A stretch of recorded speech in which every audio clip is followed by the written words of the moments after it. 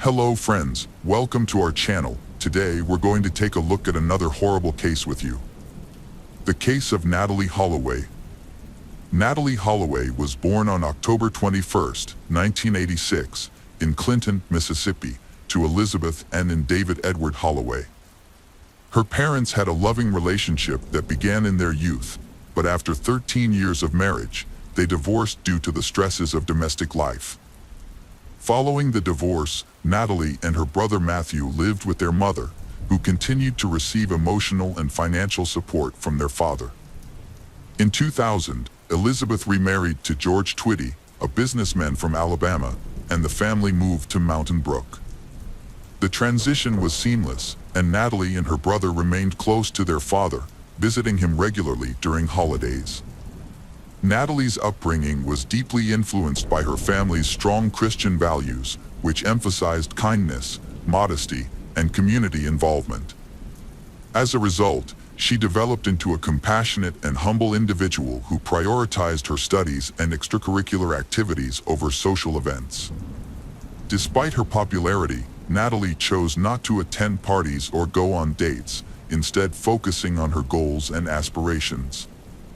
She was an excellent student, a skilled dancer, and an active member of various clubs, with ambitions to pursue a career in medicine and secure a scholarship to a local university. On May 26, 2005, Natalee joined 123 other students and 7 chaperones on a trip to a beautiful Aruba island. The group of 18-year-olds stayed at the Holiday Inn and spent their time relaxing on the beach, swimming, and enjoying the local restaurants and entertainment. They made the most of their trip, dancing into the early hours of the morning. On the night of May 29th to 30th, Natalee was initially acting normally and socializing while sober. However, after consuming a drink given to her by Joran, her behavior changed, indicating that she may have been under the influence of a substance. The staff at Carlos and Charlie's bar had a positive opinion of Natalee, but viewed Joran unfavorably due to his history of poor behavior, gambling, and substance abuse. Joran had a reputation for renting hotel rooms with friends, where they would invite foreign women and secretly record their activities, later uploading the videos online.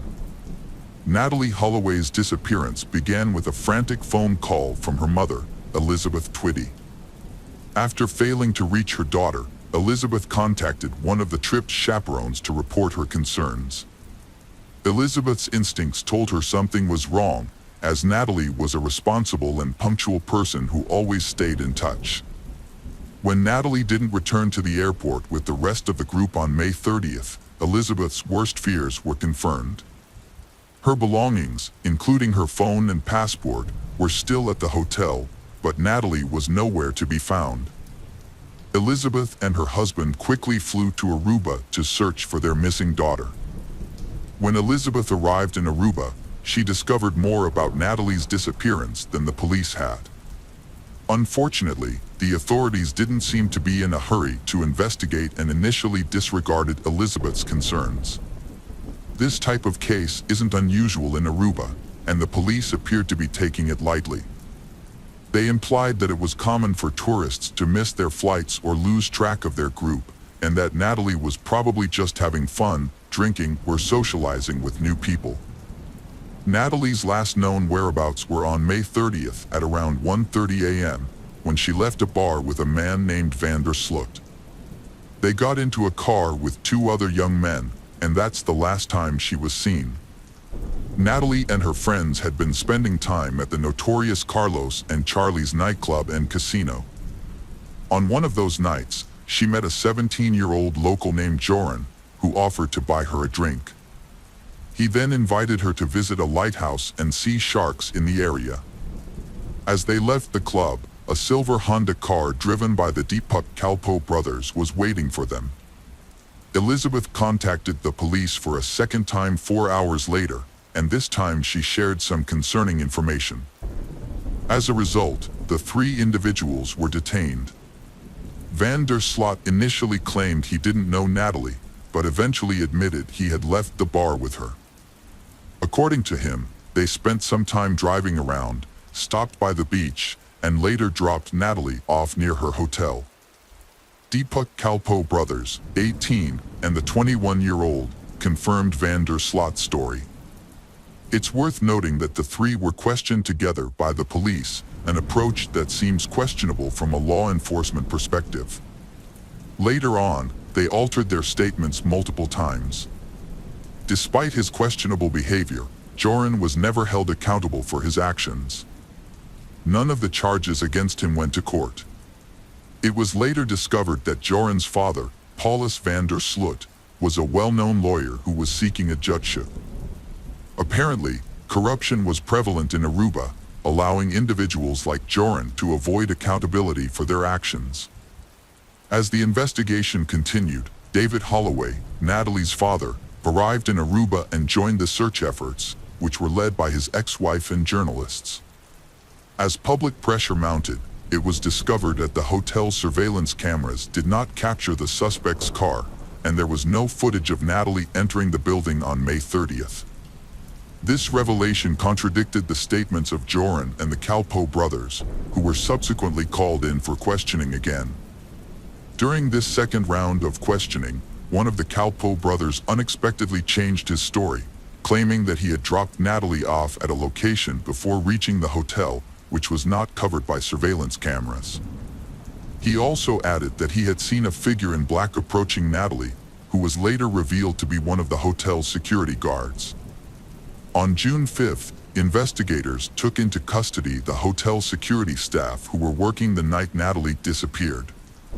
4 days later, on June 9th, detectives arrested 3 people, including 2 of the Kalpoe brothers, due to suspicious circumstances.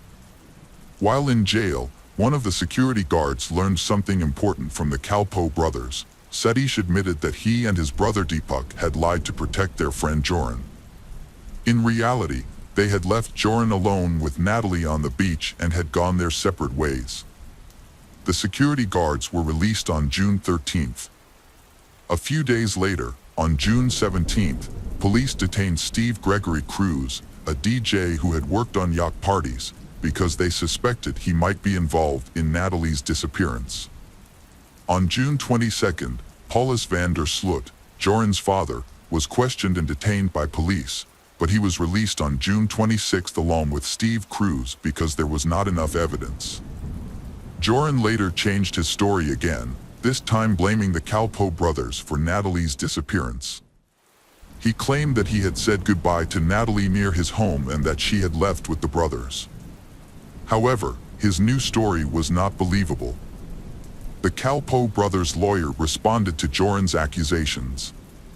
After a short trial on July 4th, the Kalpoe brothers were released from custody. At the same time, Joran's time in custody was extended by 2 more months. Despite the growing evidence, the police seemed to be ignoring Joran's possible involvement in Natalie's disappearance. Joran van der Sloot was born on August 6, 1987, in Arnhem, Netherlands, to Paulus van der Sloot, a lawyer, and Anita van der Sloot-Hugen, an art teacher. He was one of 3 brothers in a large family that moved to Aruba in 1990. Joran grew up on the island, where he attended the International School of Aruba and excelled academically. He also developed a passion for sports, particularly soccer and tennis, and showed promise in these areas. Joran's family life was complicated. As a child, he was closer to his father, but his relationship with his mother was strained. Anita considered Joran dishonest and struggled to instill good values in him. She remembered him as a rebellious child who frequently ran away from home. As Joran entered adulthood, he began to associate with a questionable crowd and developed a taste for gambling.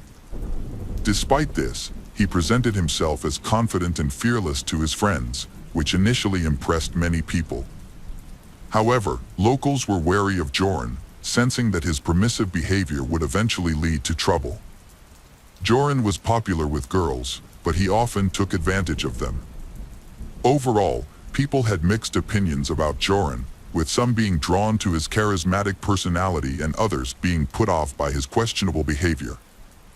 As the investigation into the suspects continued, the search for Natalie Holloway remained ongoing. U.S. authorities assisted by closely monitoring the progress and providing significant financial support to aid in the search for the Natalie.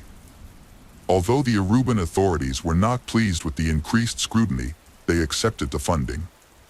On August 26th, the police detained the Calpo brothers and another young man, but this was unrelated to the case. The arrest was an attempt to intimidate them into talking. All four were released on bail on September 3, 2005, and a week and a half later, all restrictions were lifted. Joran van der Sloot spent about 3 months in custody. After his release, he reveled in the notoriety, giving interviews and appearing on TV shows. He claimed Natalie Holloway was flirtatious and offered intimacy, but he declined due to lack of contraception. When questioned about his credibility, Joran threw a glass at the interviewer, showcasing his impulsiveness and aggression. According to the recorder, Joran van der Sloot was confessing to witnessing Natalie Holloway's death on the beach in Aruba. He claimed they were intimate before she lost consciousness, and despite trying CPR, she died. Van der Sloot said he and a friend disposed of her body at sea. Despite the damning recording, Van der Sloot again avoided consequences, quickly denying his statement after it aired. In his 2007 book, The Case of Natalie Holloway, My Own Account, Van der Sloot maintained his innocence, apologizing to Natalie's family and providing his account of events, despite ceasing search efforts by authorities. In 2008, 2 new witnesses came forward in the case. One reported seeing Joran and his father on the beach near the Holiday Inn on May 30, 2005, around 4 a.m. Joran appeared disheveled and shirtless. The witness saw them arguing in a car before driving away. However, Paula's had an alibi for the night of Natalie's disappearance. Joran's former girlfriend also came forward, recalling a comment he made about easily disposing of a body. However, Joran was known for lying and exaggerating. Despite these developments, Joran and the Calpo brothers were detained and released multiple times. The Holloway family hired a private investigator, Tim Miller, who searched the landfill and discovered oversights by the island's police, including failure to interview Natalie's classmates or hotel room neighbors. Natalie's electronic room key was used several times on the night of her disappearance, and she left behind her rare and expensive mobile phone. A male DNA was found on her toothbrush. The investigation's flaws were exposed. After his father's death, Joran contacted the Holloway family, offering to reveal the truth about Natalie's disappearance for a $250,000 reward. He claimed he wanted to clear his conscience, but was actually blackmailing them. The Holloways, desperate for answers, paid Joran $25,000 to meet with their lawyer, John Kelly, in Aruba. Joran provided a new account of events, claiming Natalie resisted his sexual assault, struggled, and hit her head on a rock after he pushed her. He then buried her body in a building foundation. Elizabeth Twitty followed up on Joran's claims by contacting the police. However, verifying his story was simple, and it quickly became apparent that the house he pointed to had been built long before Natalie's disappearance. As a result, the police concluded that his testimony was insufficient to warrant an arrest. It was widely believed that Joran had fabricated another lie to obtain money, and after receiving the funds, he fled to Peru. In another case, on June 1, 2010, the body of 21-year-old Stephanie Tatiana Flores Ramirez was found in a hotel room in Lima, Peru. She had suffered severe injuries and died from a neck fracture. The case drew significant media attention due to the victim's father being a well-known businessman and former Formula One driver. Surveillance footage quickly identified the perpetrator. Surprisingly, the perpetrator was Joran van der Sloot. He was arrested and taken into custody. He claimed to have met Stephanie at the Atlantic City Casino on May 30th, where they played poker together. They then decided to continue their time in his hotel room, where they gambled at an online casino. Stephanie discovered disturbing information on Joran's laptop while he was in the bathroom. She learned that he was a suspect in the disappearance of Natalie Holloway, which frightened her and made her want to leave. However, Joran caught her and became enraged when he realized what she had found. He physically attacked her until he was certain she was dead. After the attack, Joran showered and left the scene, instructing the staff not to disturb Stephanie, falsely claiming she was sleeping. Her body was found 3 days later, on June 3rd. Joran was caught on June 4th while trying to flee to Chile and subsequently confessed to the crime. The news of the murder shocked the U.S., especially given that it occurred exactly 5 years after Natalie Holloway's disappearance. Elizabeth Twitty, Natalie's mother, was moved by the news, saying that justice had finally been served, but at a terrible cost. On January 11, 2012, Joran van der Sloot was sentenced to 28 years in prison for Stephanie's murder and ordered to pay the Ramirez family $75,000 in compensation. Joran was first imprisoned at Pedras Gordas, but was later moved to Chalip Pala in 2014. During his incarceration, he married a Peruvian woman he met in 2010 while she was visiting another inmate. She believed that Joran had genuinely changed and become a better person, describing him as attentive and gentle during their time together. However, this proved to be a facade, as Joran was actually using her for his own benefit and showed no remorse for his past actions. Meanwhile, Natalie Holloway's family was seeking closure. In June 2011, her father, David Holloway, filed a petition in an Alabama court to have Natalie declared legally deceased. Natalie's mother opposed this move, holding on to the hope that Joran would eventually confess to the crime and face trial. After 2 hearings, Judge Alan King ruled in favor of the declaration, stating that all necessary requirements had been met. On January 12, 2012, the court officially declared Natalie deceased. On June 8, 2023, van der Sloot was extradited to the United States and taken to the Hoover City Jail in Alabama. The next day, he was charged with extortion and wire fraud, but he denied all charges. However, on October 18, 2023, he changed his plea and admitted to murdering Natalie Holloway. He confessed to killing her on May 30, 2005, by hitting her with a cinder block after she rejected his advances, and then disposing of her body in the ocean where it was likely consumed by sharks. Although van der Sloot confessed to the crime as part of a plea deal, this confession cannot be used as evidence in court. As a result, he was sentenced to 20 years in prison, which will be served at the same time as his existing prison term in Peru. Despite the confession, Natalie Holloway's disappearance remains an open case in Aruba, and her murder has gone unpunished due to a series of cover-ups, corrupt deals, and bureaucratic delays, despite widespread international attention to the investigation. The case of Jesse Bardwell. Jesse Bardwell was born on September 10, 1988, in Pascagoula, Mississippi, to loving parents Gary and Carla Bardwell. She had an older brother named Brandon. The siblings had a close relationship, with Brandon often protecting Jesse from bullies.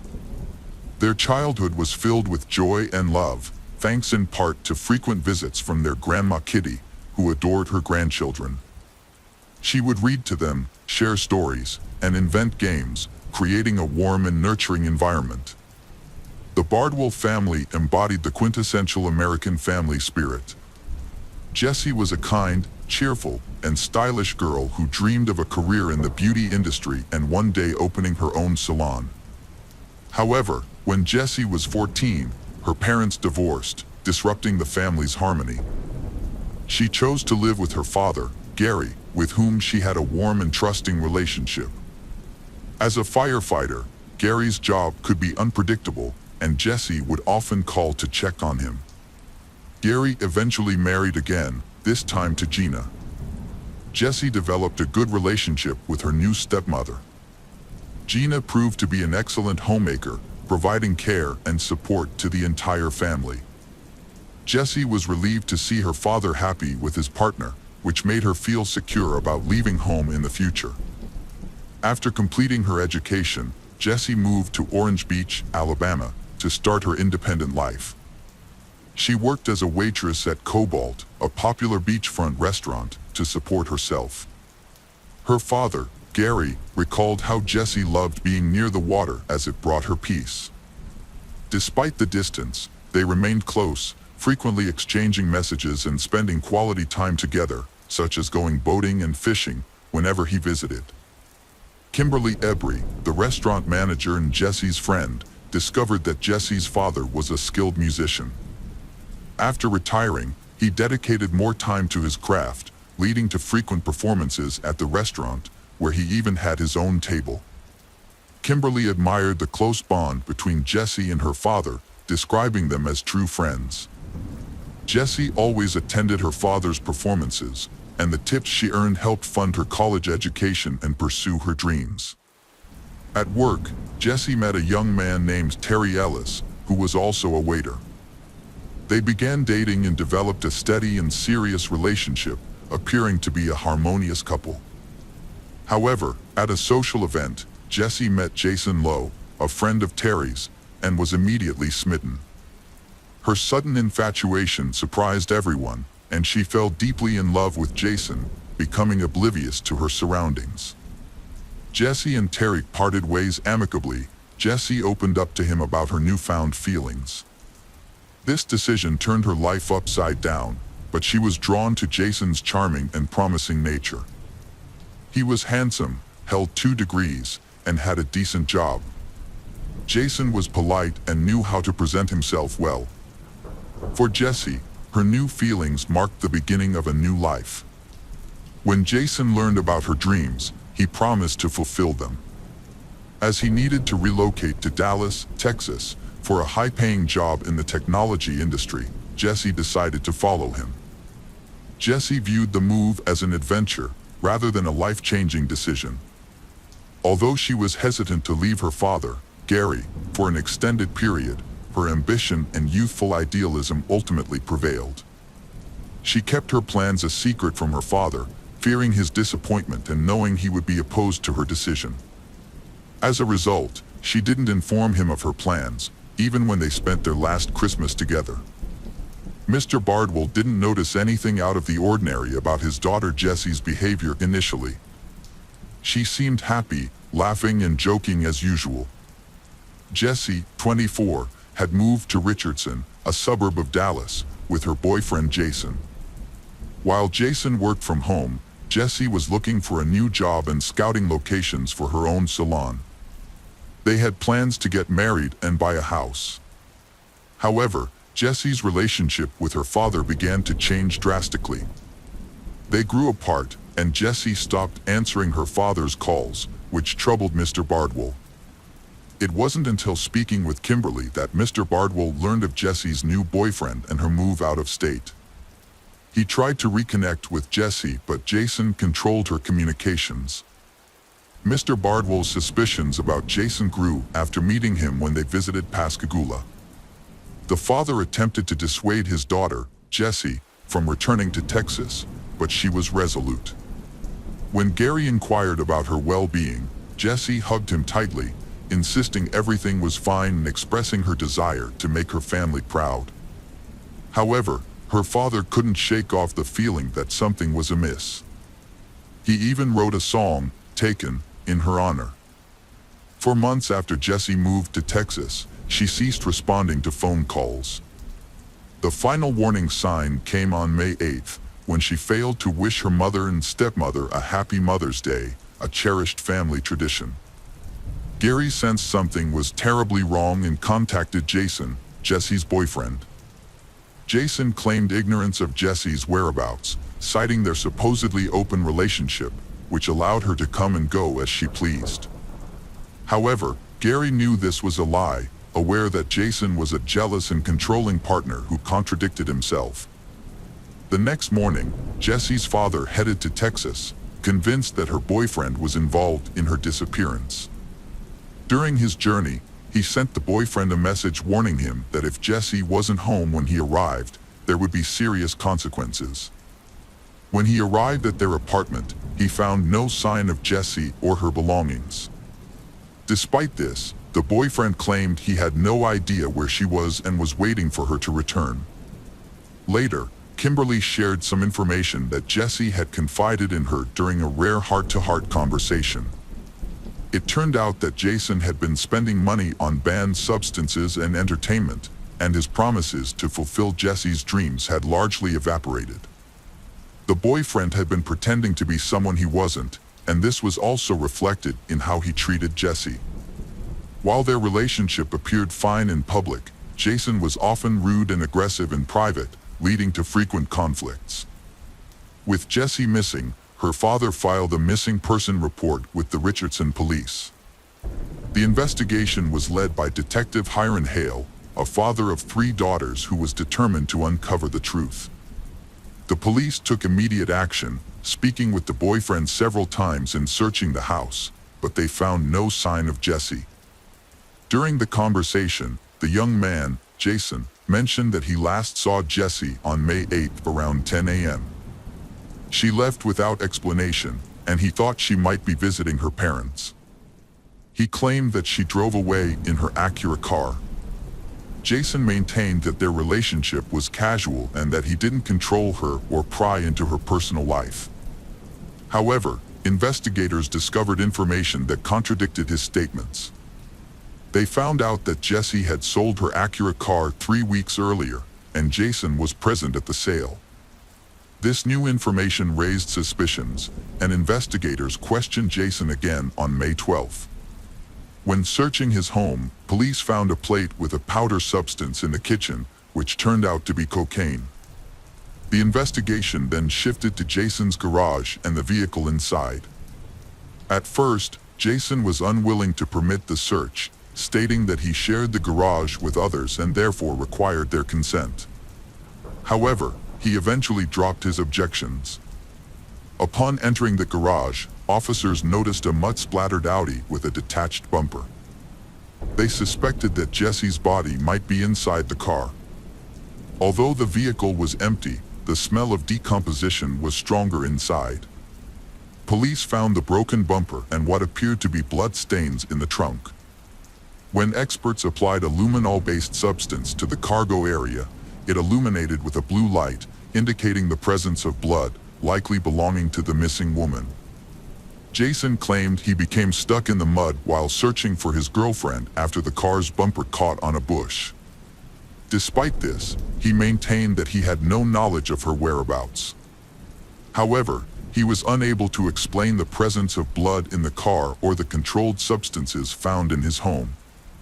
Experts determined that the amount of blood in the trunk suggested that she was likely deceased. As a result, the case was reclassified as a homicide investigation. To prevent the main suspect from fleeing, Jason was detained on charges related to the narcotics found in his home. During interrogation, Jason continued to stick to his story. When shown a photo of his loved one, he refused to provide any explanations, gazing at the picture without emotion and suggesting that he was being framed for a crime he did not commit. Eventually, the suspect was charged with homicide, even though Jessie's body had not been found. The search for her continued, but it was a difficult and time-consuming process in the vast state of Texas, with its many rivers, lakes, fields, and forests, where a body could easily be hidden. 1 year later, Jason was in a Texas jail, still cooperating with the investigation. He revealed 2 key details about the case. Firstly, he claimed Jessie's death was an accident and planned to reveal more in court, hoping the jury would be understanding. This makes it difficult for prosecutors to build a case. Andy Farkas, Jason's defense attorney, is very happy about this. Farkas conducted a mock trial with a panel of outsiders acting as jurors, using the available evidence and Jason's confession. However, the mock trial ended in a not guilty verdict, with 15 out of the mock jurors voting to acquit. Farkas hoped that a real court would also deliver a not guilty verdict if they knew the truth. It was later revealed that Jason himself had provided the anonymous tip about the location of the victim's body, which became another piece of evidence in the investigation. The prosecution proposed a deal to reduce the sentence by half if Jason revealed Jesse's location. After discussing it with his lawyer, Jason agreed, on the condition that the source of the information would remain secret until the trial. The authorities wanted to find Jesse's body so her family could give her a proper burial and say their goodbyes. As time passed, Jesse's father, Gary, became consumed by grief and anger, longing for justice to be served. On May 19th, when Jesse's body was finally discovered, her loved ones were able to mourn her and say goodbye. However, when Gary received the autopsy report, he was shocked and appalled by the state of his daughter's body. She had been wrapped in a sheet and was barely recognizable as a human being, having been discarded like trash. Gary arranged for his daughter's body to be returned to her hometown with the help of his friends and former colleagues, who hired a funeral hearse to transport her. Jesse's family, friends, and acquaintances held a memorial service for her on the beach, where they prayed for her to be found and for justice for her suffering. About 1,000 people attended a memorial service at the First United Methodist Church to honor the victim. The victim's grandmother, Kitty Bardwell, spoke emotionally, saying that if the town could be cleansed by the tears shed for her granddaughter, it would be truly clean. The tragedy drew widespread attention, with many offering condolences to the family and coming forward to support them. Gary found a unique way to cope with his emotions. Gary printed a photo of Jason, attached it to a stump, and hit it with a 12-pound sledgehammer. This unusual form of therapy brought him some small sense of relief. However, Gary continued to struggle, often finding it hard to get out of bed in the morning. He held on to the hope that Jason would be tried and convicted for murdering his daughter. Gary blamed himself for not doing more to protect Jessie, wishing he had convinced her to leave Jason or at least break up with him. Gary remembered a phone call from Jessie, where she admitted he was right about Jason after they had argued and he had kicked her out. She had found temporary shelter with a friend but returned to Jason the next day, giving him another chance.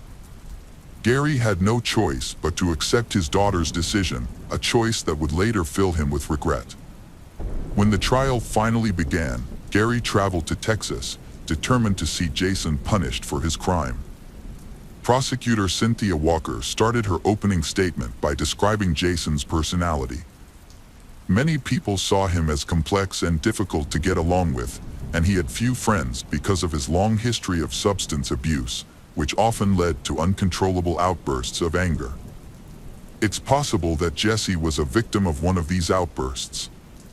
Prosecutor Westwin called some of Jason's former girlfriends to testify. They supported the prosecution's claims about Jason's aggressive behavior, saying they had feared for their lives because of his violent jealousy. Like Jesse, they had been isolated from their friends and family by Jason, who showed clear signs of being manipulative and a pathological liar. In contrast, Jason presented himself as superior to other men, successfully deceiving people. Jason responded quickly to these revelations in court. He said he had started using substances at age 13, influenced by his friends, and had become addicted. Jason Lowe tried to keep his life on track, earning multiple degrees and working for a prestigious global company. He claimed his actions were motivated by a desire to fulfill Jesse's dreams and build a life together out of love. However, the prosecution presented a different image of Jason. They suggested that his behavior was inconsistent with someone grieving the loss of a loved one. The investigation found that Jesse's death occurred between May 1st and May 3rd, likely on the day of a reported argument with Jason that the neighbors, the Jordans, witnessed. After Jesse's death, Jason moved her body to the garage and placed it in the trunk of his car, where it remained for several days. The blood found in the car was confirmed to be Jesse's. Jason later moved her body to a remote farm, hiding it in the nearby woods. The sheet wrapping Jesse's body was identified as part of Jason's bedding set, which was still in use at his home even after her death. Meanwhile, Jason continued to see other women, exchanging messages and intimate photos with them before meeting at his apartment. Jason tried to cope with his emotions by using substances, which he believed made dealing with reality easier. However, his attempt to distract himself was disrupted when detectives discovered his involvement in Jesse's death through a clever tactic. They asked Tommy Jordan, someone Jason knew, to talk to him while being monitored. During this conversation, Jason admitted to making a mistake and feeling guilty about an accident that happened with Jesse, which he attributed to his own negligence. Jason's admission was seen as a confession, and he eventually told the prosecution where Jesse's body was located. At the trial, Jason shared his account of what happened on the night of Jesse's death. He explained that they had taken pills that increased their libido and were intimate in the shower. Jason slipped and fell, followed by Jessie, who hit her head on the bathtub. She then sat down, feeling hot and dizzy, and Jason claimed he offered to call for medical help, but Jessie refused, thinking that rest and sleep would be enough. Jason found Jessie unresponsive and not breathing on his chest the next morning. Despite trying to revive her, she was dead. Afraid of being accused of murder, Jason didn't call the police and instead decided to handle the situation himself. He initially left Jessie's body in his car, but later moved it to a remote farm where he carelessly discarded her in a trash pile without a proper burial. However, Jason's story was questionable due to his questionable character and the results of the forensic medical examination. The examination revealed that Jessie had suffered severe head injuries that couldn't have been caused by slaps to the face, suggesting that Jason had tried to cover up evidence of a violent beating. As a result, Jason's entire story was discredited. After deliberating for 6 hours, the jury found him guilty. Judge Scott Becker sentenced Jason to 50 years in prison. Jason's original sentence could have been up to 99 years, but it was reduced due to a deal with the prosecution. As a result, Jason won't be eligible for parole until at least 2041. Gary felt a sense of relief when the verdict was announced, feeling that justice had been served. However, he noticed that Jason showed no remorse for his actions. Interestingly, Jason's ex-girlfriends, including Chrissy Chambers, were present at the trial, with Chambers commenting that if she could give one piece of advice to others in similar situations, it would be to get away as soon as possible. Jason continues to claim that the death was an accident and maintains his innocence to this day. Sadly, Jason's girlfriend, Jessie, had already paid the ultimate price. Jessie grew up with a positive example of male behavior, courtesy of her father Gary, but tragically discovered Jason's darker side too late. This experience serves as a warning that some men can be deceiving, manipulative, hiding behind a charming exterior. The case of Banaz Mahmoud.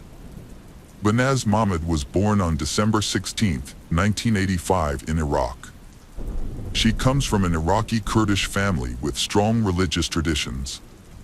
Her parents, Mahmoud Babakar Mahmoud and his wife, had 6 children, 1 son, Bahman, and 5 daughters, Baza, Beel, Han, Jaban, and Banaz. They lived in a rural tribal area in Iraqi Kurdistan, adhering to traditional values, especially regarding women's roles. In 1995, when Banaz was 10 years old, her family moved to the UK. However, this change in location did not alter their deeply held religious and traditional views. Despite being in a more liberal European country, the family continued to reject modern opinion and lived within their tight-knit religious community. At 17, Banaz was forced into a marriage with a man 10 years her senior, who had recently arrived from Iraq. He did not speak English and lacked basic literacy skills. Banaz having met her future husband only 3 times before the wedding. Banaz, described as a girl with brown eyes, long dark hair, and a kind smile, followed tradition and moved into her new husband's home, despite him being a stranger to her. From the start, Banaz suffered physical and emotional abuse at the hands of her husband. Despite having lived in the UK and being aware of her rights, she was trapped in a cycle of violence. She tried to leave her husband multiple times, but her family forced her to return, as it was considered a disgrace for the entire Mohammed family. With no support from her relatives, Banaz turned to the police twice, but they failed to take action, leaving her vulnerable to further abuse. In July 2005, after 2 years of marriage, Banaz finally escaped her husband's house and returned to her parents' home. After leaving her husband, Banaz felt a sense of freedom. She met Rameth Soleimani, and they fell deeply in love. However, they had to keep their relationship a secret. They would only communicate twice a day, exchanging messages in the morning and evening. Rameth was unlike the men surrounding Banaz, as he was calm, wise, and courteous. He treated she with great respect and kindness, instantly winning her heart. Before long, they began envisioning a future together, discussing wedding plans and a happy family life. They even chose names for their potential children. These joyful dreams brought Banaz happiness and gave her the strength to cope with the hatred and aggression from her family. In early October 2005, Banaz was walking down the street when she noticed a car following her. She recognized the people inside as Kurdish migrants sent by her father. Knowing her family's history, Banaz became terrified for her safety. On October 10, 2005, Banaz visited the police station again. During a 2-hour conversation, she shared detailed information about her life with her husband, including the physical abuse she suffered, her family's resentment, and the recent surveillance. She told the police that her husband had repeatedly beaten her, and during one incident, he nearly knocked out her tooth because she dared to call him by his first name in public. Banaz had previously informed the police that she feared for her life, but her concerns were ignored. The police failed to investigate her claims, neglecting to interview her family and husband to verify the accuracy of the information. She was told to contact them again if she felt threatened. Banaz and her boyfriend, Rameth, secretly met for about 2 months without being detected. However, in early December 2005, they were spotted by members of her family near a London subway station. This information was immediately reported to her father. That evening, her male relatives gathered at the family home, where they discussed her actions and deemed them unacceptable. Her uncle, Ari Mohammed, declared that Banaz should be killed to restore the family's honor. Banaz overheard this conversation. Following this, Banaz went to the police again and explained that she had been under surveillance for months. She also told them that her family intended to kill her. She provided a list of 5 family members who were involved in the plot, but the police did not take her seriously. A serious mistake was made, which led to Banaz's disappearance. To uncover her fate, investigators must untangle a complicated network of lies, violence, and disregard for the truth. 2 weeks later, Banaz's father deceives her into visiting a relative's house, promising to discuss her divorce. Upon arrival, he forces her to drink brandy and leaves her alone in a room with the TV on. As she turns around, she sees her father putting on rubber gloves and reaching for a rope. Realizing her life is in danger, Banaz rushes to the front door, but it's locked. To escape, she breaks a window, cutting her hands on the shards. Banaz manages to reach a nearby cafe, where she collapses. Paramedics arrive and take her to the hospital, where the police are called. When Banaz regains consciousness, she contacts Rameth and asks him to come. After being discharged from the hospital, Banaz moves in with Rameth Soleimani. They celebrate the start of 2006 together and are happy. However, by mid-January, the Mohammed family begins to pressure Banaz to return home, supposedly to mend their relationship and discuss her marriage to Rameth. Banaz trusted her parents and agreed to return to her father's house, believing her mother would protect her if her father became violent. To be safe, Banaz went to the police station again and gave a full statement, including the names of people she thought might harm her. Despite her fears, she returned to her family home. On January 22, 2006, Rumeth was attacked by 3 men in the street who tried to force him into a car. He managed to fight back and reported the incident to the police. 2 days later, Rumeth and Banaz were due to give a statement at the police station, but Banaz failed to appear. Rumeth attempted to reach Banaz Mahmud, but lost contact with her after she vanished upon returning to her family's residence. Rumeth, who had been in constant touch with Banaz, grew increasingly worried and filed a missing persons report with the police. After numerous appeals, the police finally took action.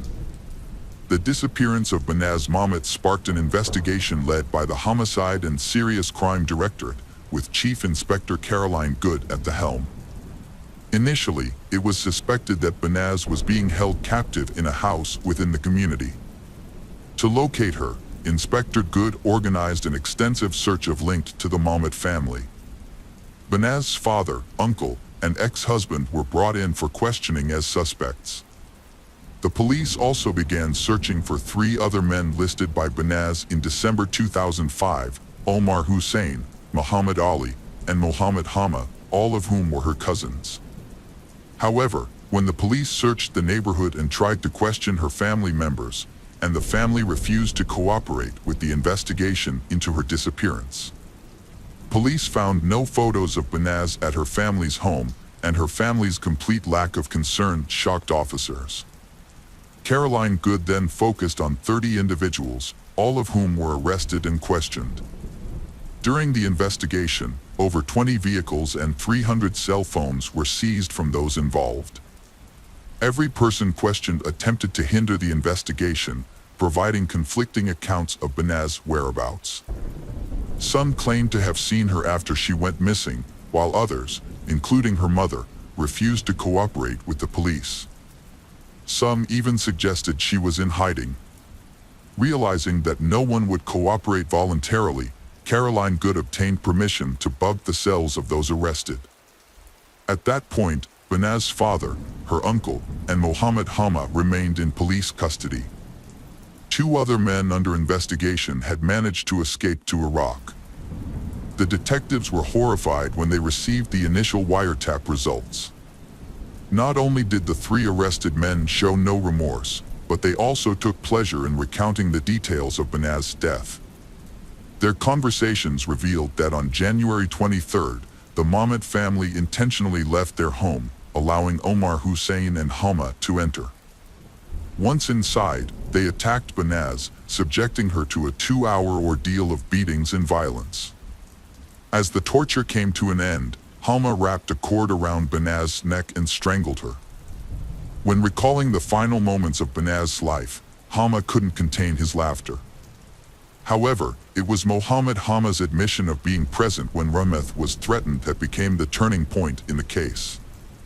While Hama was being held in a cell awaiting trial, his phone conversations were secretly recorded.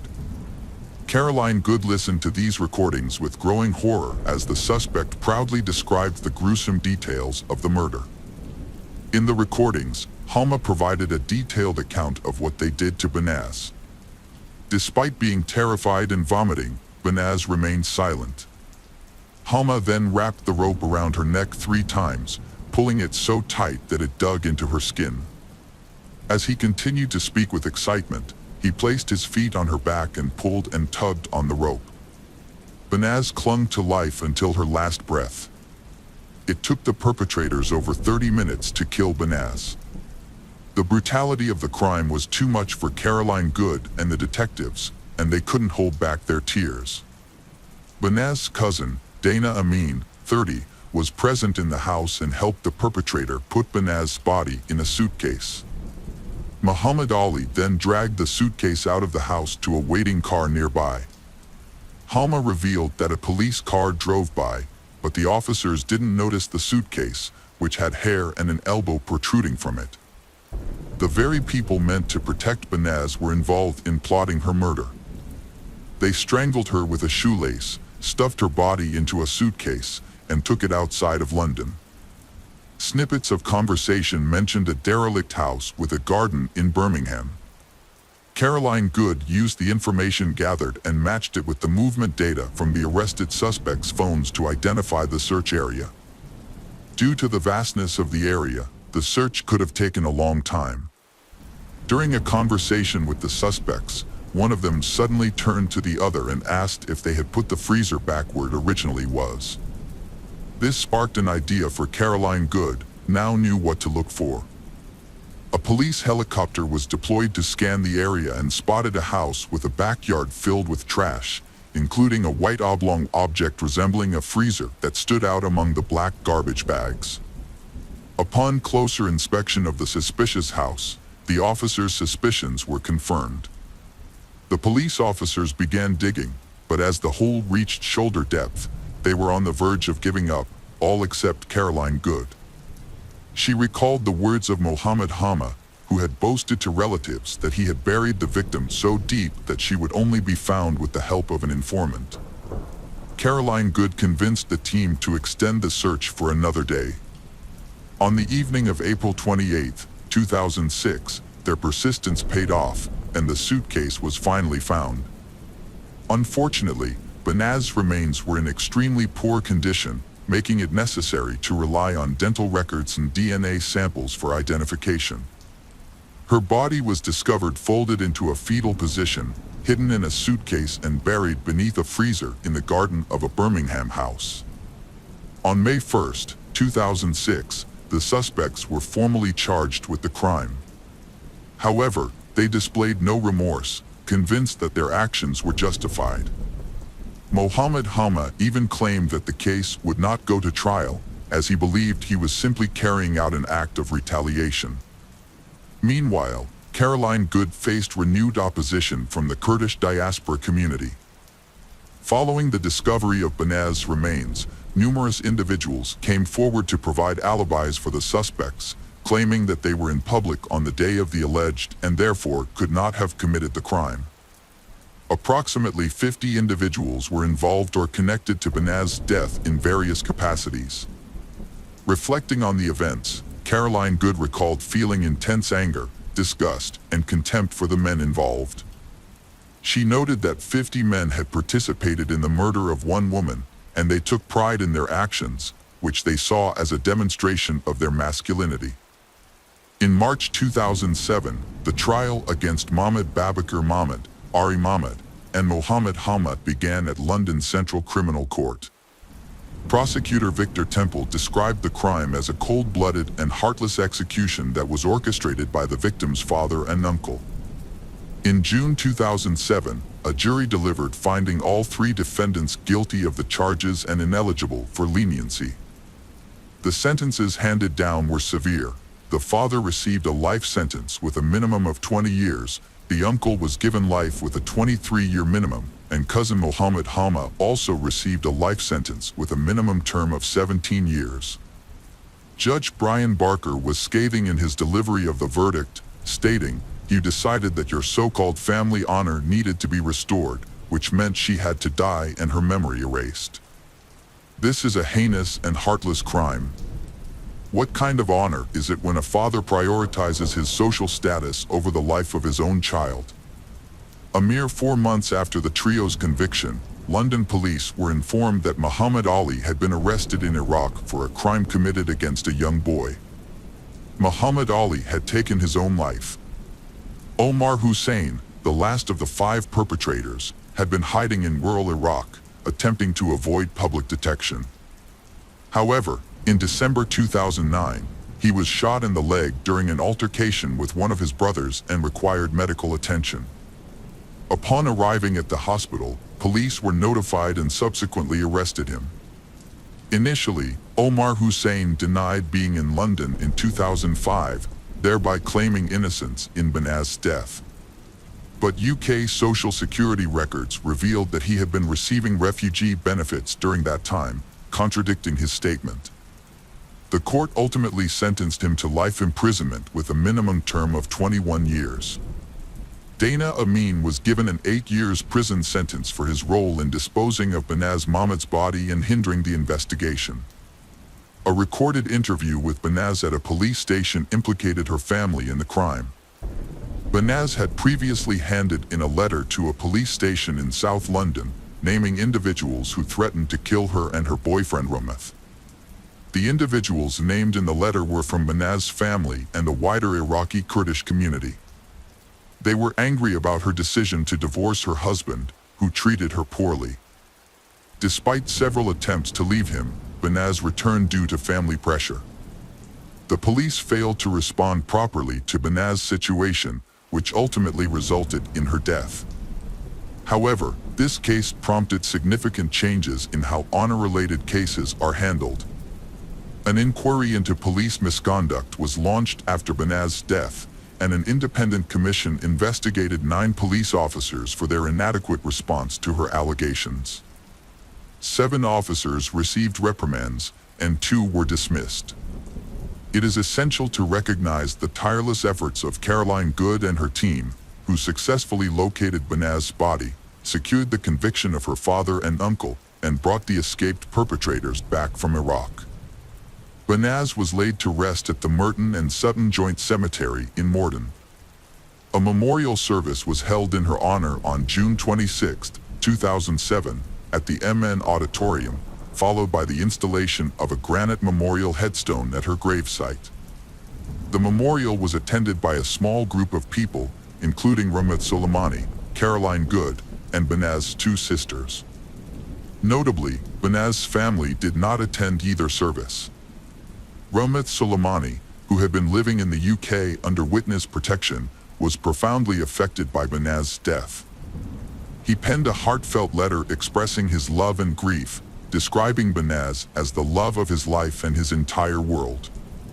Unfortunately, his pain and suffering continued, and in May 2016, 10 years after the tragedy, he took his own life. This was his 3rd attempt to end his life, a devastating consequence of the trauma he had endured. The case of Lindsay Birbeck. Lindsay was born in Blackburn, Lancashire, northwest England.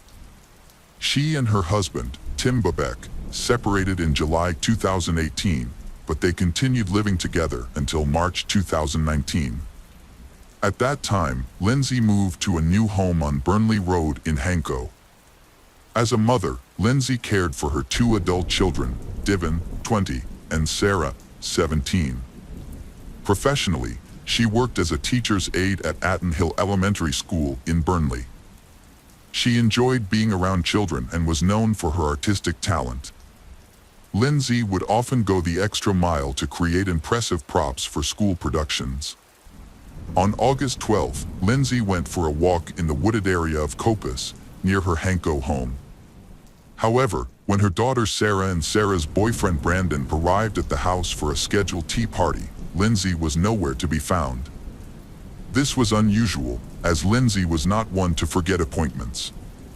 Sarah tried calling Lindsay multiple times, but there was no answer. She sent Lindsay a text message saying, "Where are you? We sat outside for an hour and called 6 times." When Lindsay didn't respond, Sarah sent another message with a series of question marks, but still received no reply. After waiting for an hour outside Lindsay's house, Sarah called her father, Tim Birbeck, since her mother was not home and not answering her phone. Tim took Sarah and her brother Brandon to his house around midnight. Later, Sarah and Tim went back to Lindsay's house with a spare set of keys, but Lindsay was nowhere to be found. The house looked undisturbed, and there were no signs of anything out of the ordinary or a note explaining Lindsay's whereabouts. At 12:11 a.m. on August 13th, Tim contacted the police to report Lindsay missing, stating, "Lindsay seems to be missing. We can't find her." Lindsay's disappearance shocked the community, prompting a massive search effort. Hundreds of people, including families with strollers and teenagers, joined the search, even if they didn't know Lindsay personally. After days of searching, posting on social media, and putting up posters, the community gathered at a local spot called Coppice for 2 days, hoping to find a clue to help solve the mystery of Lindsay's disappearance. The search continued non-stop despite the challenges. Thousands of posters with Lindsay's picture were distributed throughout the neighborhood. A Facebook group to aid the search gained 10,000 members.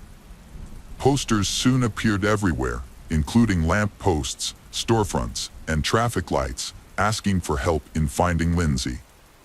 Police launched a thorough investigation into Lindsay's disappearance, conducting extensive searches around her house and the surrounding countryside. A team of specialists, including police officers, dog handlers, firefighters, and mountain rescue volunteers, scoured the area. They also deployed drones and helicopters to cover a wide range, including popular walking and running routes.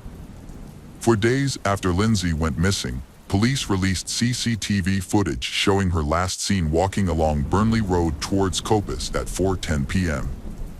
She was wearing a distinctive purple jacket, black leggings, and dark sneakers with white soles. As a week passed since her disappearance, hopes of finding Lindsay alive began to dwindle. Despite the efforts of the police, her whereabouts remained a mystery. However, the police emphasized that there was no evidence to suggest she was the victim of a crime, leaving a glimmer of hope that she might still be found alive. That evening, hundreds of local residents joined forces for the first mass public search of Coppice, following a rallying call on social media. A local resident's dog ran into the woods at Errington Cemetery, prompting its owner to follow. The dog didn't respond to its owner's calls, instead hiding its head in the bushes and sniffing at something. As the owner approached, they felt something soft underfoot, which frightened them. A terrible smell and swarming flies surrounded a plastic bag, with what appeared to be a foot visible. On August 24th, Lindsay Bobek's body was discovered 12 days after her disappearance. Her naked body was buried in the cemetery, wrapped in 2 clear plastic bags and mixed with earth and grass, in a shallow grave. With this discovery, the search for Lindsay Bobek was concluded, and a murder investigation officially began. Pathologist Dr. Naomi Carter conducted an autopsy and found that the cause of death was a broken neck, likely caused by a forceful blow from a foot or knee. The trauma was so severe that the entire larynx was crushed. Additionally, it appeared that someone had attempted to cut off the right leg after death, possibly using a saw, leaving a large laceration that cut down to the bone. Due to the poor condition of the body, Dr. Carter had difficulty determining the full extent of the injuries. While she couldn't rule out the possibility of sexual activity on the day of the disappearance, the level of decomposition made it impossible to confirm. Before the body was found, the area had been searched by police and community volunteers for several days, but nothing was discovered. A blue wheelie garbage can was spotted in nearby bushes, but its significance was not yet realized at that stage of the investigation. Volunteers searched the cemetery on August 20th at 9 p.m. and found a dumpster with a dark stain that they suspected might be blood.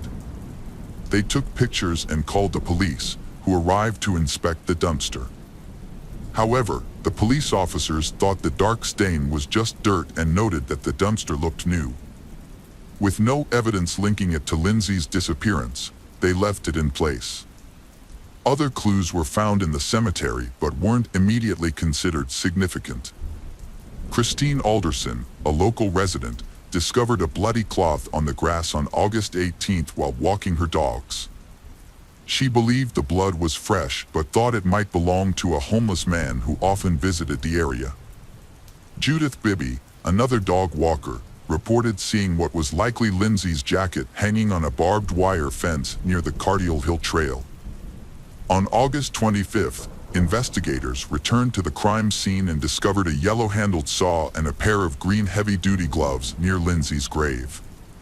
The gloves had blood on them and were sent for forensic testing. The test results showed that the gloves contained the perpetrator's DNA on the inside and Lindsay's DNA on the outside of the left glove. Additionally, investigators found a pair of Lindsay's Skechers sneakers in a blue plastic bag in the cemetery. The shoes had been cut along the sole.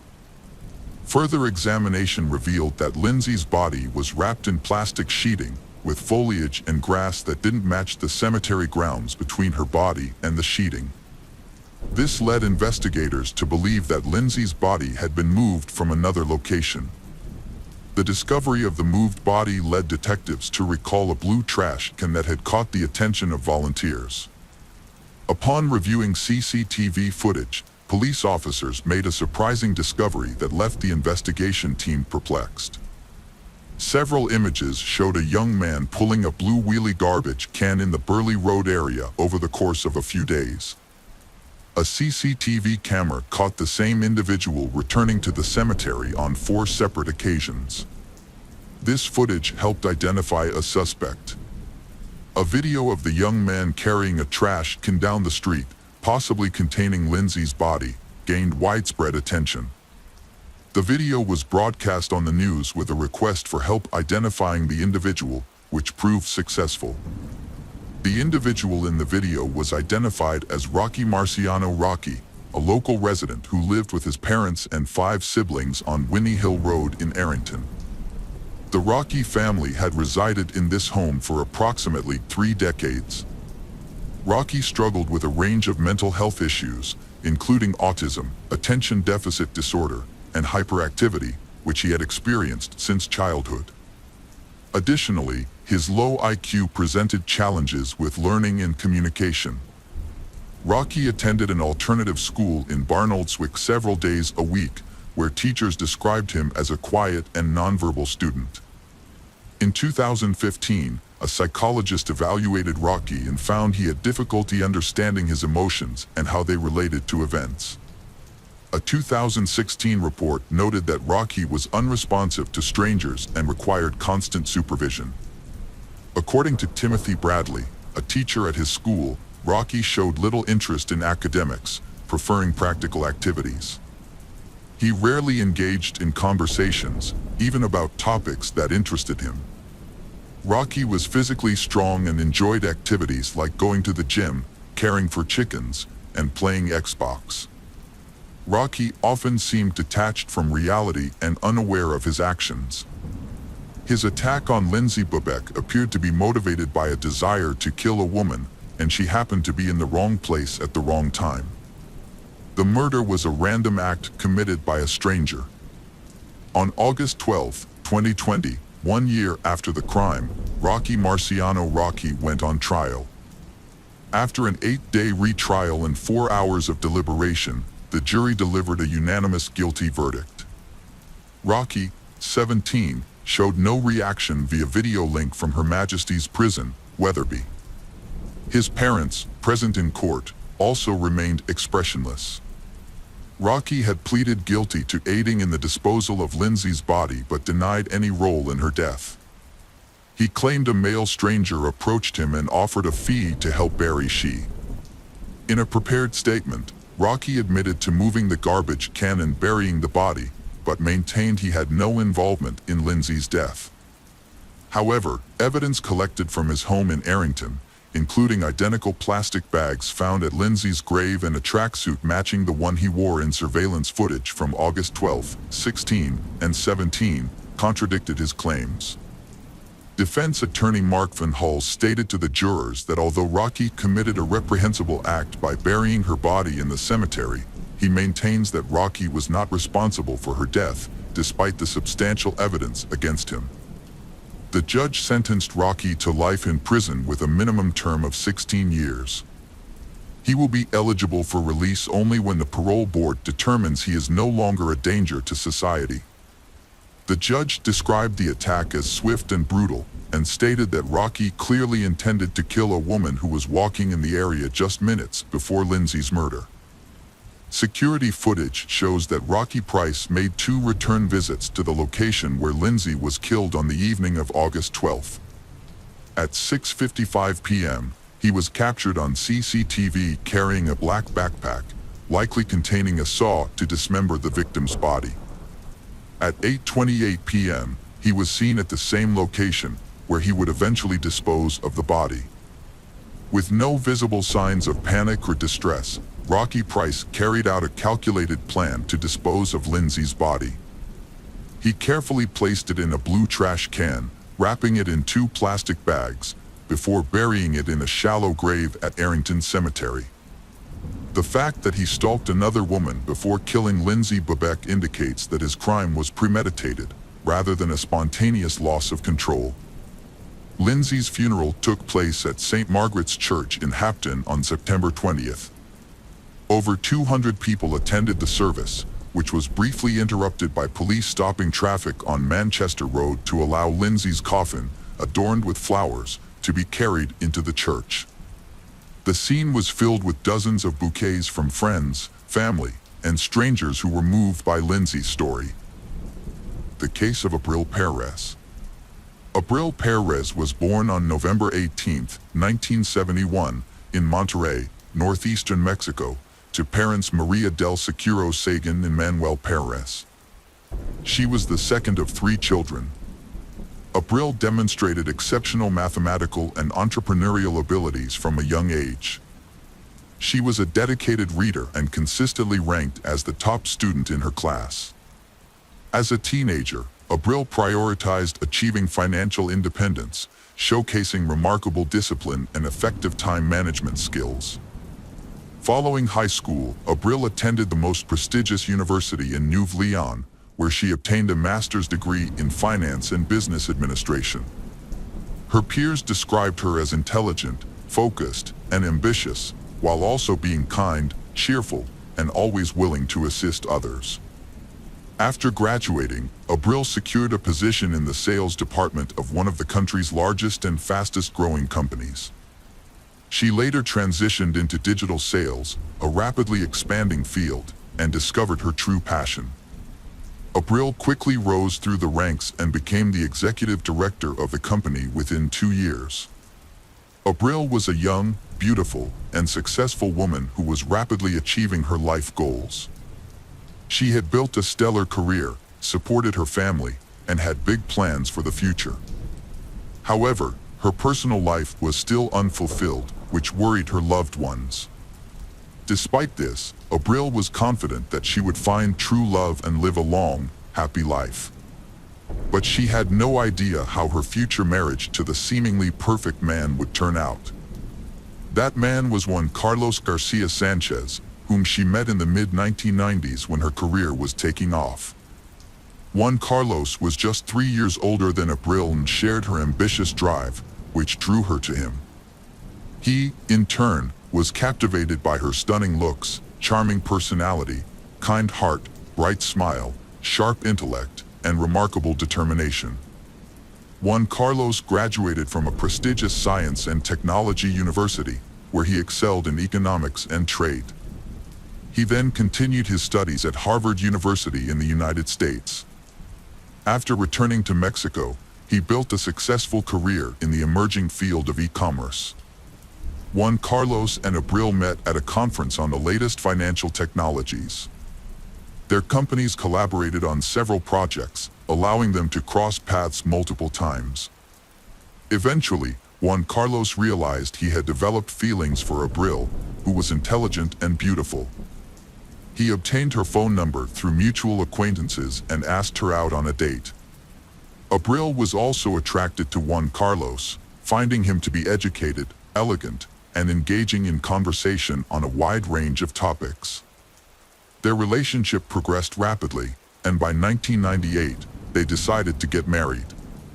At that point, they had both achieved significant success in their careers and were working on developing online stores, a field with great potential. Their life seemed like a fairy tale, inspiring envy and admiration from those around them. However, surface of their perfect family, there were some dark secrets. It wasn't until 2001, 3 years after their wedding, that they had their first child, a daughter named Ana Cecilia. The arrival of their child marked a new chapter in their lives. Her husband appeared happy, showing their newborn daughter love and admiration. 2 years later, Abril gave birth to a son, named Juan Carlos Jr., after his father. 2 more years passed, and the family had another child, a boy named Julio Andres. Despite having 3 young children, Abril hardly took any time off work and managed to balance parenting with career advancement. She made homemade meals, helped with schoolwork, took the children to sports activities, and aimed to be both a perfect mother and their best friend. Outwardly, the Perez-Sanchez family seemed perfect, wealthy, successful, with 3 lovely children, and everything they could want. However, their home life remained a secret, even from their closest relatives, for a long time. In the early years of their relationship, Juan Carlos revealed his true personality to Abril. He had a short temper, was aggressive, and had a tendency to be overly harsh, refusing to compromise and insisting that everything be done his way. Initially, Abril was in love and believed that as time passed, Juan Carlos's rough edges would smooth out. Their shared projects brought them together, and their collaboration led to significant accomplishments, including financial success. However, as the years went by, Juan Carlos's irritability grew, and verbal arguments escalated into physical confrontations. Following the birth of their first daughter, he made a brief effort to control his emotions, but this change was short-lived. A similar attempt was made after the birth of their eldest son, but by the time their third child arrived, Juan Carlos no longer made any effort to be a good father or husband. Juan Carlos frequently directed his anger and frustration at Abril and disregarding her emotional well-being. He would insult and belittle her, the mother of his children, and seemed to feel better when she cried. He regularly physically harmed her, doing so in a way that left no visible marks, allowing her to hide the bruises with clothing or makeup. His goal was to maintain his reputation as a model family man, loving husband, and father. Abril kept quiet about the abuse for years, not even telling her sister and mother about the ongoing situation. She earned a good income and could have raised the children on her own, providing them with a good education and stable upbringing. However, her husband was wealthy and influential, and she knew he could use the courts to take the children away from her. Knowing Juan Carlos's true nature, Abril couldn't bear the thought of her children being left alone with him, as she considered him a monster capable of anything. When the family's situation reached a boiling point, what was once considered an ideal household now raised suspicions that something was terribly wrong. Abril was not just subdued, but deeply distressed and visibly struggling. She had lost weight, slept poorly, and frequently had bruises on her face and body that were becoming harder to hide and explain. Despite this, Juan Carlos appeared calm and confident in public, pretending that everything was fine. He played the role of a loving and caring husband, interacting with Abril politely and affectionately. However, at home, he transformed into a menacing figure. Despite loved ones urging Abril to divorce him, she insisted that everything was fine and that she could handle the problems with her husband on her own. 2014 marked the peak of Juan Carlos' career when he became the head of a major trading company, making him one of the most influential people in his field. Following this promotion, his family relocated to Mexico City, settling into a large house in one of the capital's upscale neighborhoods. Their children began attending an elite private school. Abril had genuinely hoped that this change of environment would improve their relationship. However, contrary to her expectations, the abuse continued. Juan Carlos often persisted in physically and verbally abusing his wife in front of their children. He increasingly accused her of infidelity without any basis for his claims. Whenever she tried to defend herself, he would resort to physical violence, insisting he would find evidence of her supposed disloyalty. Juan Carlos monitored her phone and emails, forbade her from using social media, and when finding no evidence, he hiring a private detective to follow her and photograph any men who came near her. For 4 years, she tried every possible way to save her marriage. Despite her efforts, her husband's behavior became increasingly unbearable, creating a never-ending nightmare for her. To outsiders, however, their union appeared happy and successful, even enviable, due to her husband's wealth, influence, and seemingly caring nature. In 2018, the Juan Carlos and Abril visited to the Abril's family. During this trip, Juan Carlos treated his wife poorly in front of her parents, who were deeply disturbed by what they saw. This incident marked a turning point for Abril, and she realized that she could no longer continue living this way. She informed her husband that she would file for divorce as soon as they returned to Mexico City. Hearing this, Juan Carlos became enraged, grabbed her throat, and squeezed it so tightly that she nearly lost consciousness. Fortunately, her mother, Maria del Soro, entered the room and raised the alarm, preventing a tragedy. When the family returned to their home in the capital, Abril prepared for divorce and moved from the marital bedroom to a small guest room. However, this did not keep her safe from her husband's abuse. On January 4th, while Abril was still asleep, her husband entered the room holding a baseball bat. He struck her hard on the head and was about to swing again. Half awake, Abril barely understood what was happening, but she managed to roll off the bed just in time, saving her own life. She began to scream, and the children ran into the room, having heard the noise. The youngest son shielded his mother with his body, while the eldest son took the bat away from his father. Together, they fled the house and headed to the hospital, as Abril needed medical attention. Doctors diagnosed Abril with a severe concussion and a deep laceration above her eyebrow that required stitches. After Abril and their sons left the house, Juan Carlos contacted his lawyer to discuss the situation and asked for help in resolving the marital conflict. However, Juan Carlos also posted on social media, accusing his wife of betraying him by being unfaithful and planning to leave him for another man, taking their children and attempting to claim all their jointly acquired assets. Additionally, Juan Carlos claimed that Abril had stolen all the money from their home safe and had injured him with a knife when he tried to stop her. He posted photos of a bloodied knife and brown stains on the floor as evidence. However, the blood on the floor actually belonged to Abril from her own injury, and the knife photo was taken from the internet. Despite the fabrication, Juan Carlos's friends believed his story and actively shared and reposted his account on their social media pages, calling for widespread attention to this supposedly egregious case. Juan Carlos's attempt to kill Abril prompted her to take swift action. From her hospital bed, she filed a police report against him, accusing him of trying to take her life. After her release from the hospital, Abril packed up her two young sons and left the family home. Her oldest child, who was attending college in a nearby city, also condemned his father's violent actions. While waiting for justice, she started providing online support and consultations to women who were going through similar experiences.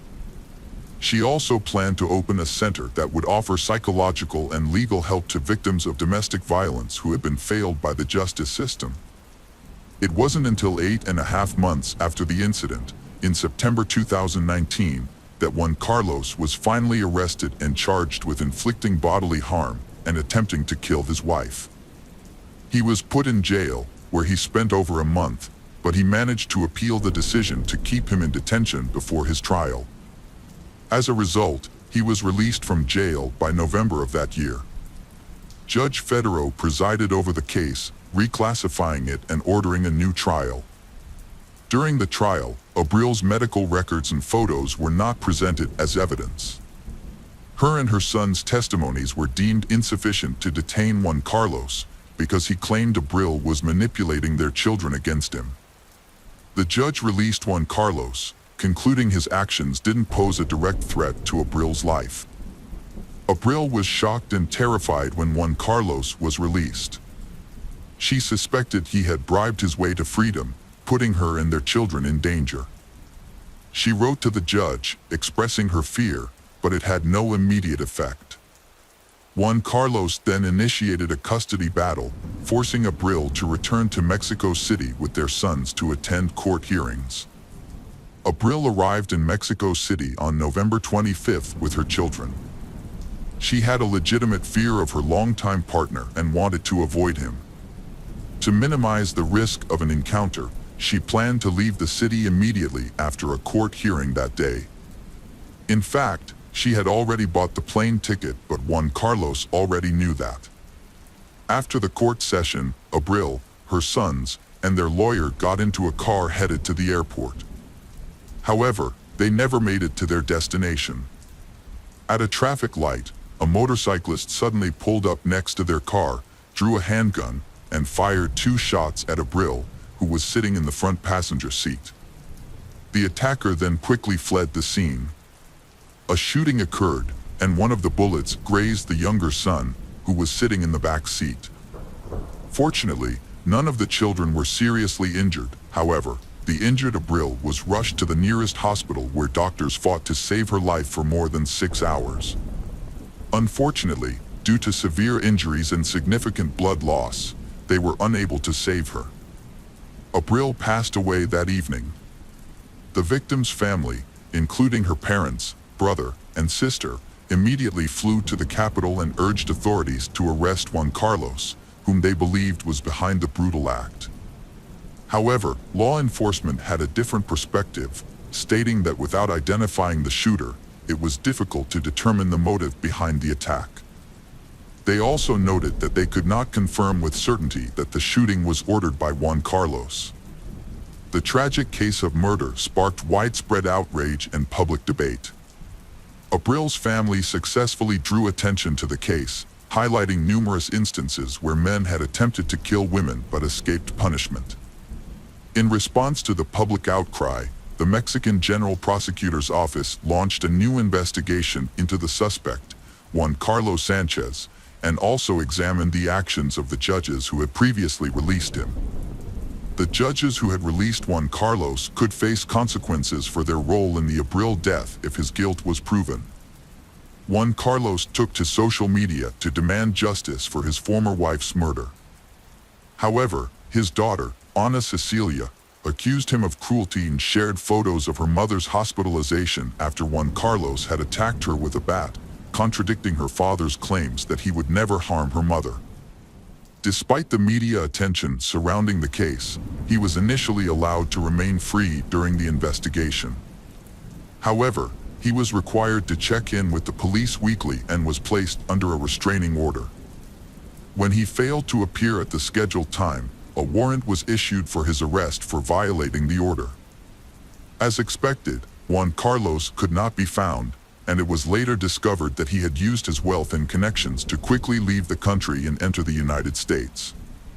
Mexican authorities contacted Interpol, reporting Juan Carlos as a fugitive accused of a serious crime, and he was subsequently declared wanted worldwide.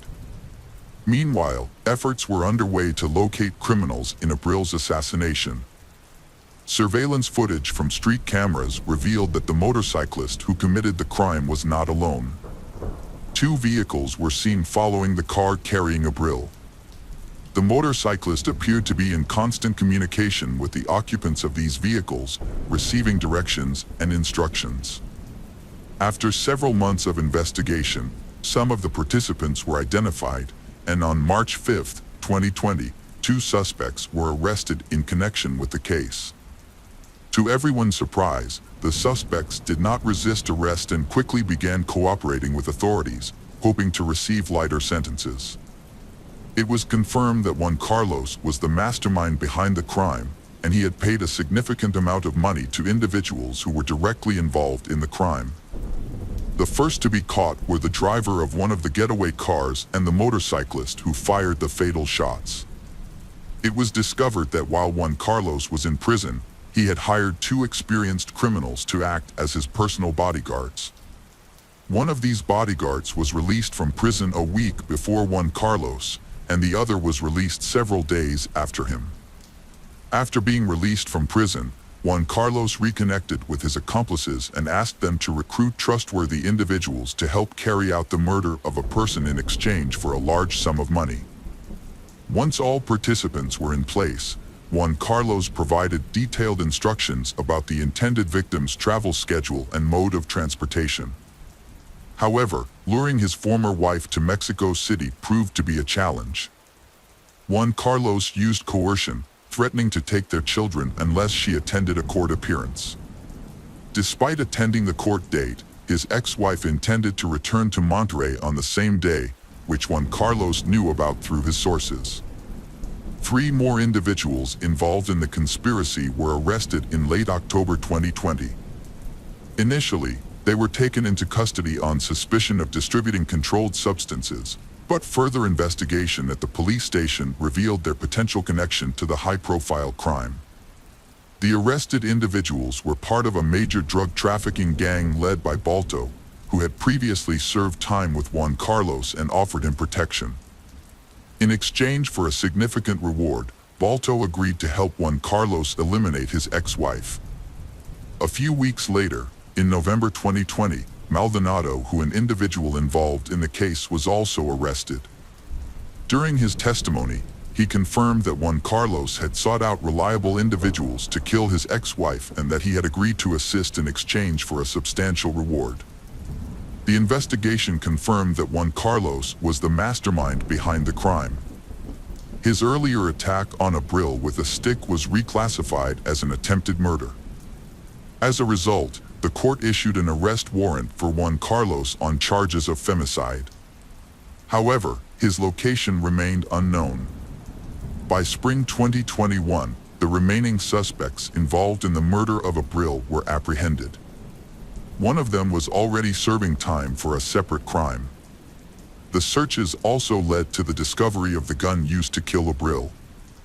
In total, 9 individuals linked to the same criminal organization were detained, with 7 of them directly involved in the pursuit and shooting of Abril. More than 4 years after the Abril murder, the mastermind behind the crime, Juan Carlos Garcia Sanchez, is still on the run and his location is unknown. Meanwhile, the man who fired the fatal shot has been convicted and sentenced to 52 years in prison. 2 accomplices who participated in the car chase and coordinated with the shooter have each been sentenced to 50 years. The case of Kaylee Mandotti. Kaylee Mandotti was born on August 20, 1998, in Webster, Texas, to parents Tack Mandotti and Allison Steele. Her family enjoyed a comfortable lifestyle, with her mother working as a scientist and her father serving as an international executive director at MGM Resorts. Following her parents' divorce, Kaylee's mother, Allison, married NASA engineer Lawrence Butin, who resided in Houston.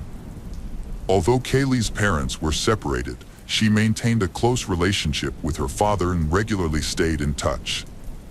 Her stepfather, Lawrence, adored Kaylee and became a loving second father figure to her.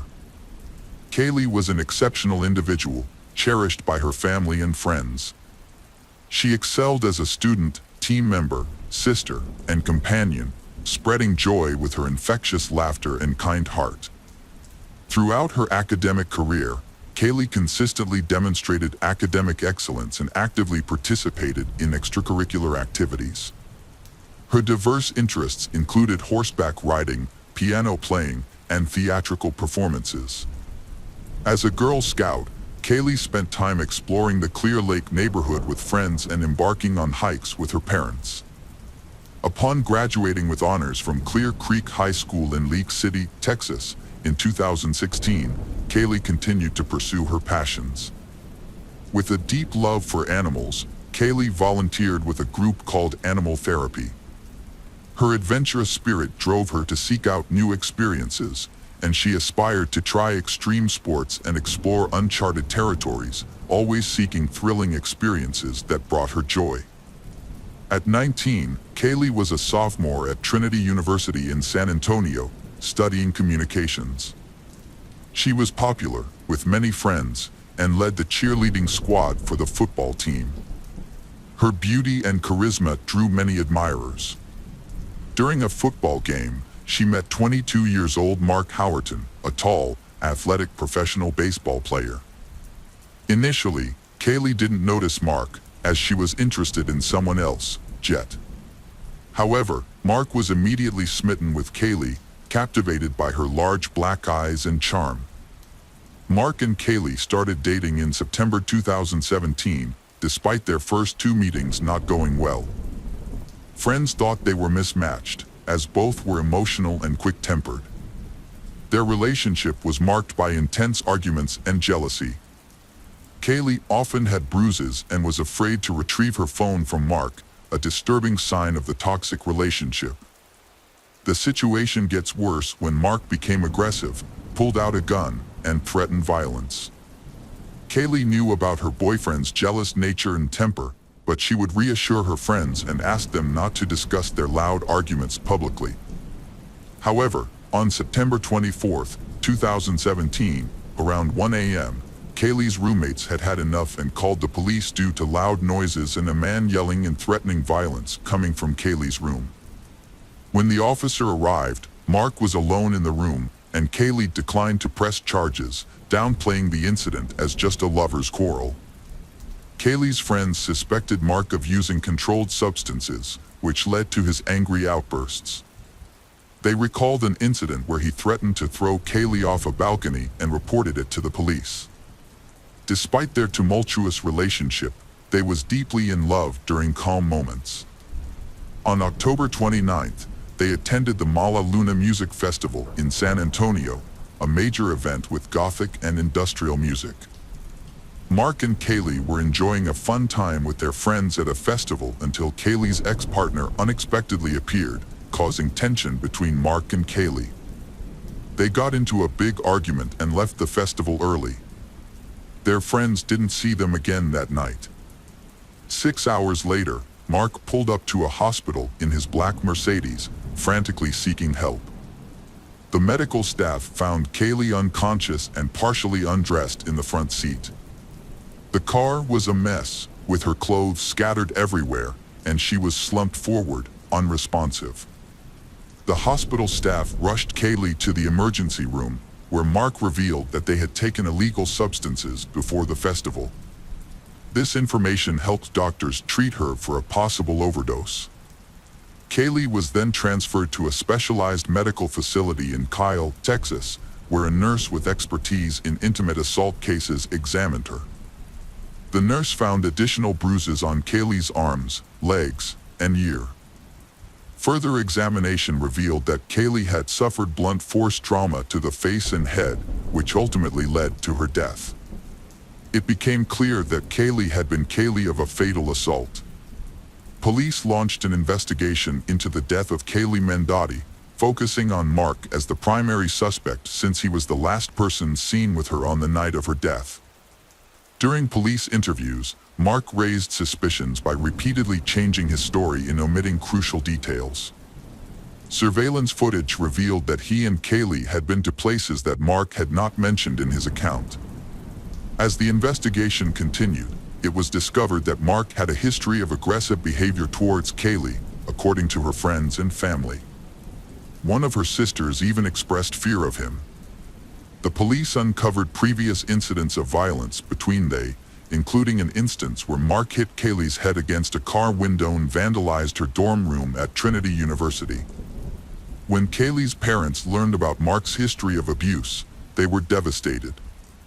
Her mother, Allison Steele, filed a lawsuit against Trinity University, alleging that the school failed to protect her daughter from Mark's attacks. The lawsuit, filed in Becker County District Court, also named Mark as a defendant, claiming that he killed Kaylee in a jealous rage.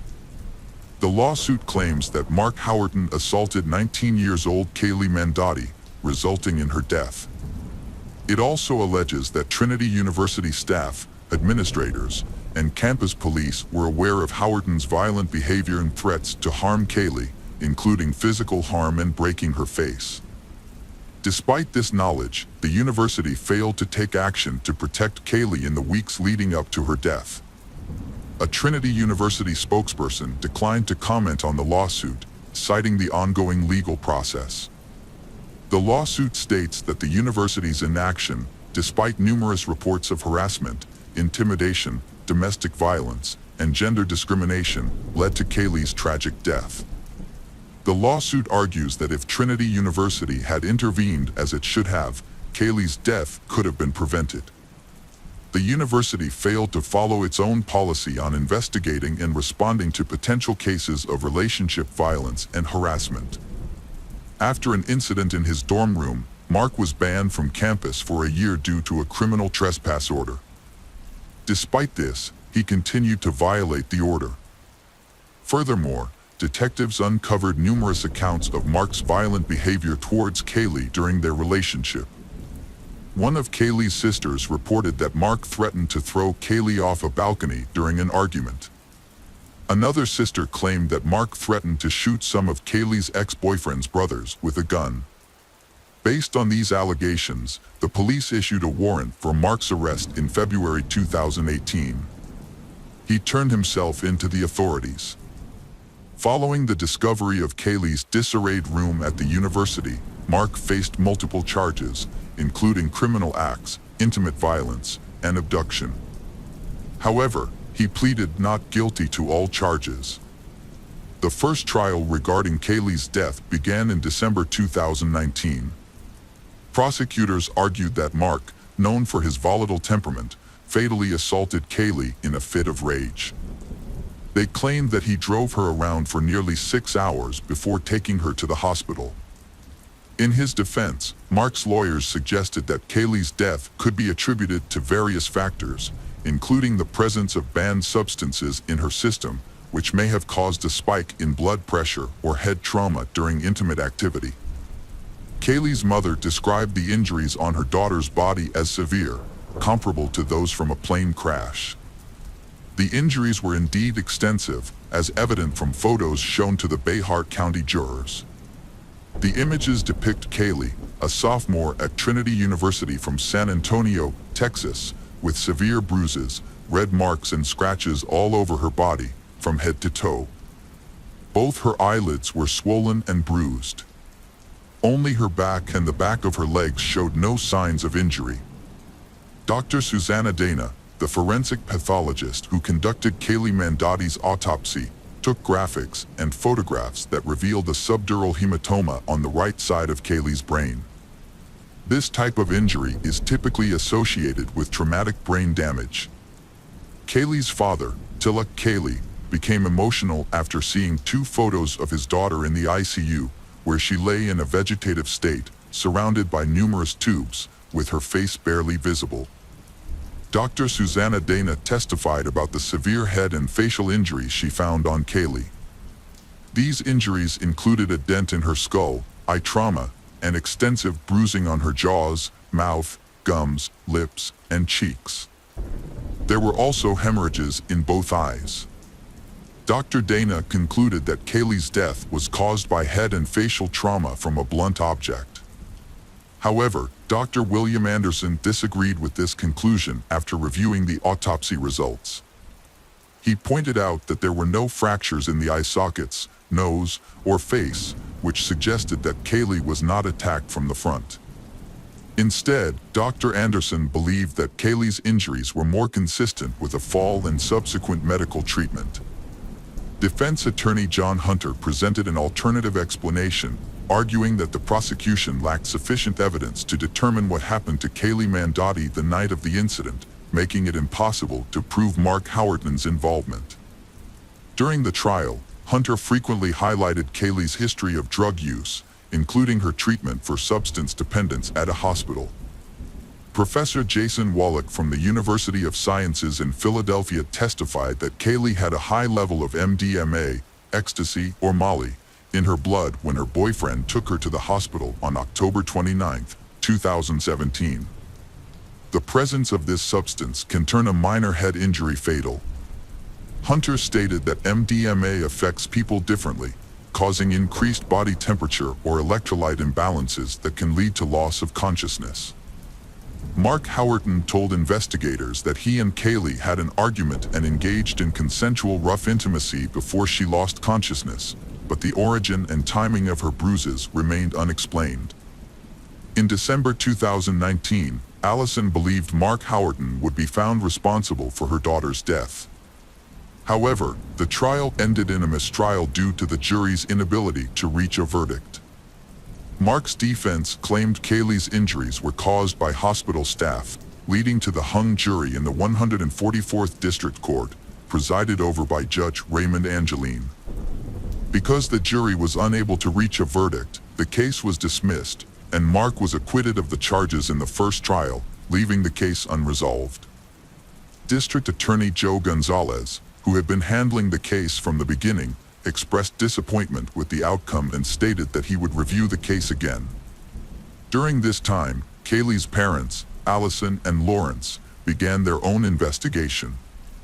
They gathered evidence and autopsy reports from the police and focused on a small, round bruise near their daughter's ear. They speculated that Mark might have hit her head against the car window, causing her to hit the door lock and get bruised. They hoped this new information would establish Mark's guilt. Lawrence found a similar Mercedes to Mark's and recreated the incident with photos. With the Texas Rangers' help, Lawrence got records and affidavits for an arrest warrant for assault and mischief. The records provided a detailed timeline of events leading up to Kaylee's death and evidence found during the investigation. The authorities exposed Mark Howerton's alleged deception to the Rangers and revealed the evidence that resulted in his arrest. Prosecutors described Howerton as a controlling boyfriend who constantly called Kaylee Mandotti, took away her phone, and isolated her from friends. 2 weeks before Kaylee's death, Howerton physically assaulted her, pushing her against a brick wall and trashing her dorm room. After the incident, Kaylee asked for space, but Howerton responded with dozens of messages, including a threat to end his life. Kaylee pleaded with him not to harm himself. That evening, Howerton called Kaylee around 200 times. Later, they attended a festival where they argued over Kaylee's ex-boyfriend. Mark Howerton took Kaylee from the festival, drove her to a deserted parking lot near the Whataburger headquarters, and spent over an hour there, according to GPS camera records. Prosecutors believe that it was in this parking lot where Mark Howerton attacked and killed Kaylee Mandotti. Kaylee Mandotti's family expressed gratitude to the Texas Rangers for their diligent efforts in securing suitable criminal charges against Kaylee's alleged attacker. Mark Howerton's pretrial began in June 2023.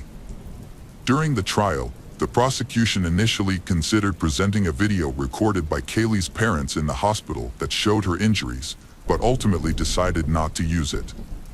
The prosecution took into account evidence gathered with the assistance of the Texas Rangers, despite potential complications and new disputes. Mark Howerton was found guilty of aggravated assault resulting in bodily harm that led to a lethal outcome.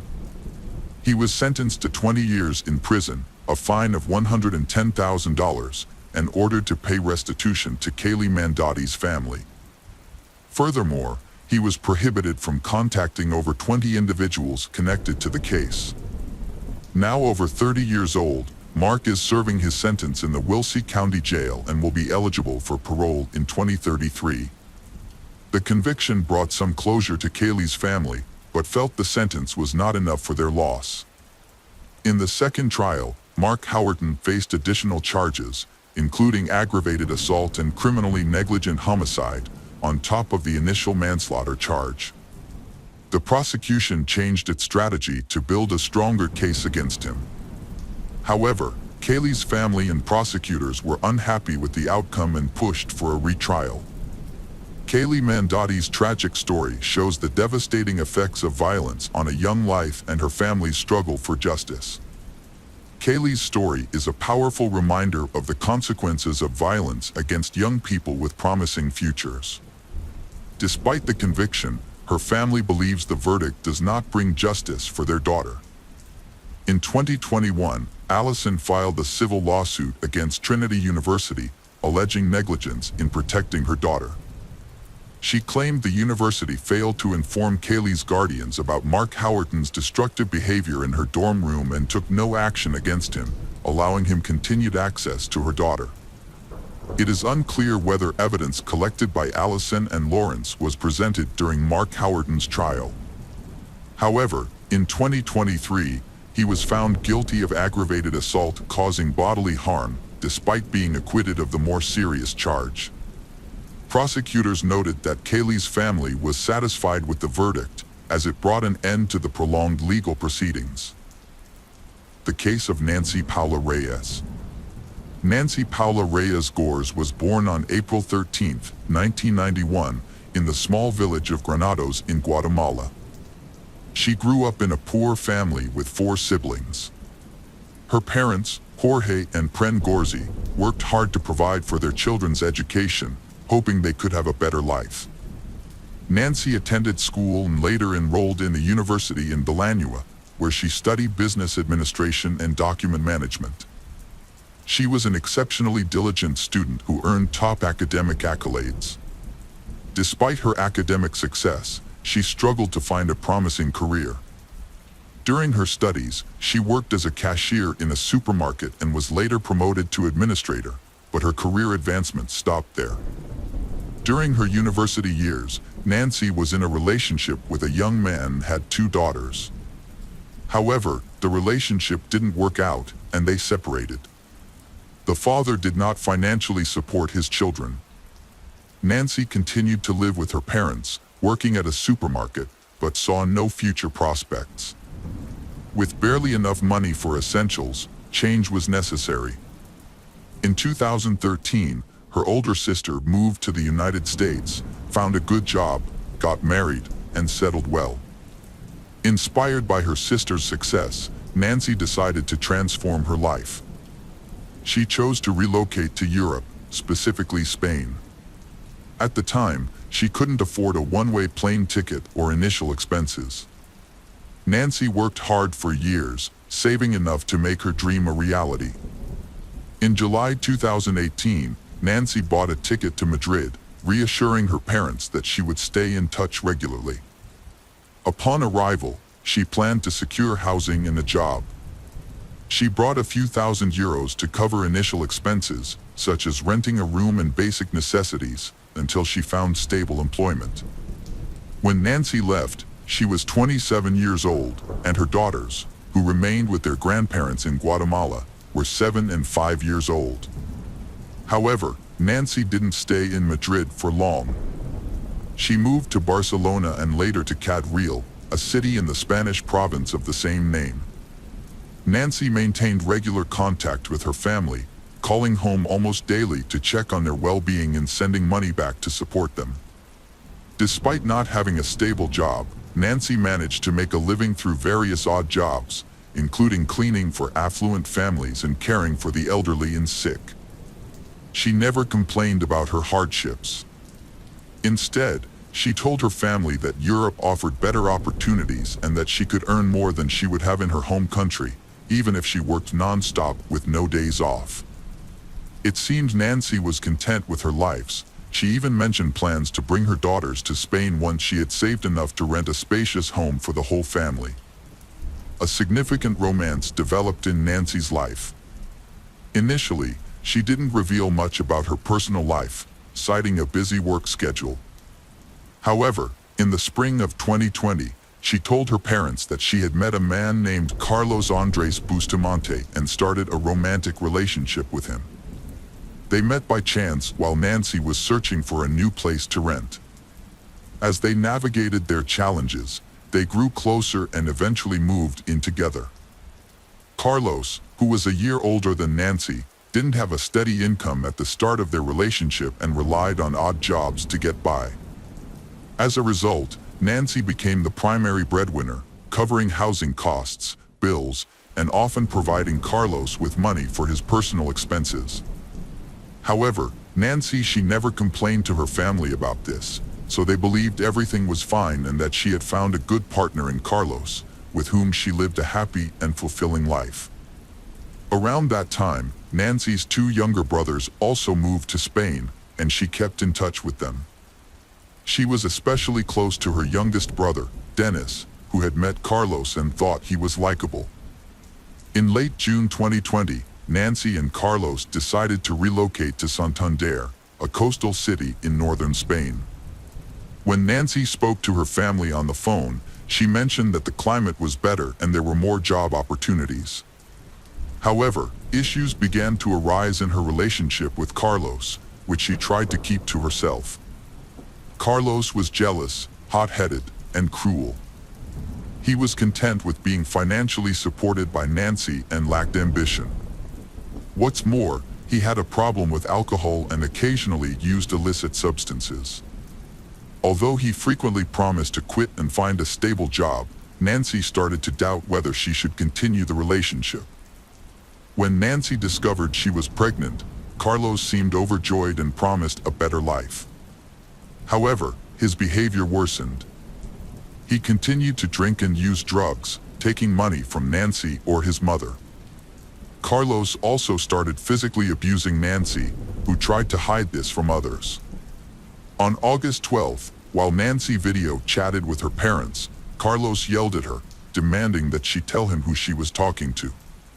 Despite her explanation, he snatched the phone, verified the caller, and then threw the phone onto a chair before walking away. The next day, Carlos repeated this behavior, grabbing the phone from Nancy while she spoke to her family. He insulted and threatened her, leaving Nancy frightened. However, she told her relatives that Carlos's behavior was due to jealousy and insisted that everything was fine. Her parents urged her to contact the police, but Nancy believed she could handle the situation herself. On August 17th, Nancy had a concerning phone conversation with her sister. She stated that if anything happened to her, Carlos would be responsible. Although her words were alarming, she didn't explain further and instead asked her sister to care for her children if necessary. This was the last time Nancy's sister heard from her. Nancy, who was pregnant, mysteriously vanished on August 20th. At around 2 p.m., she texted her father, promising to call later that evening, but she never did.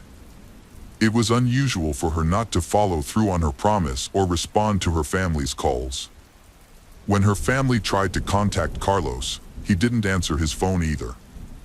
The situation was worrying, especially since they had recently moved to Santander and had no friends there. Nancy's brothers lived on the other side of the country, making it difficult for them to check on her immediately. A few days later, a suspicious message was sent from Carlos's phone, stating that he and Nancy had argued and decided to separate. According to the message, Nancy had packed her belongings and left to find her own apartment, was ignoring Carlos's calls, and he had no idea where she was. Nancy brothers suggested that Carlos come to Ciudad Real so they could report Nancy missing to the police together. Carlos agreed but didn't show up or file the report. He also stopped communicating with Nancy's family. Nancy's relatives reported her disappearance to the police themselves. Meanwhile, her brothers found Carlos's mother's, Sandra Bustamante, address through Nancy's friends. When they visited Sandra and explained the situation, she burst into tears. She confessed that she suspected her son was capable of harming Nancy, but didn't provide any details.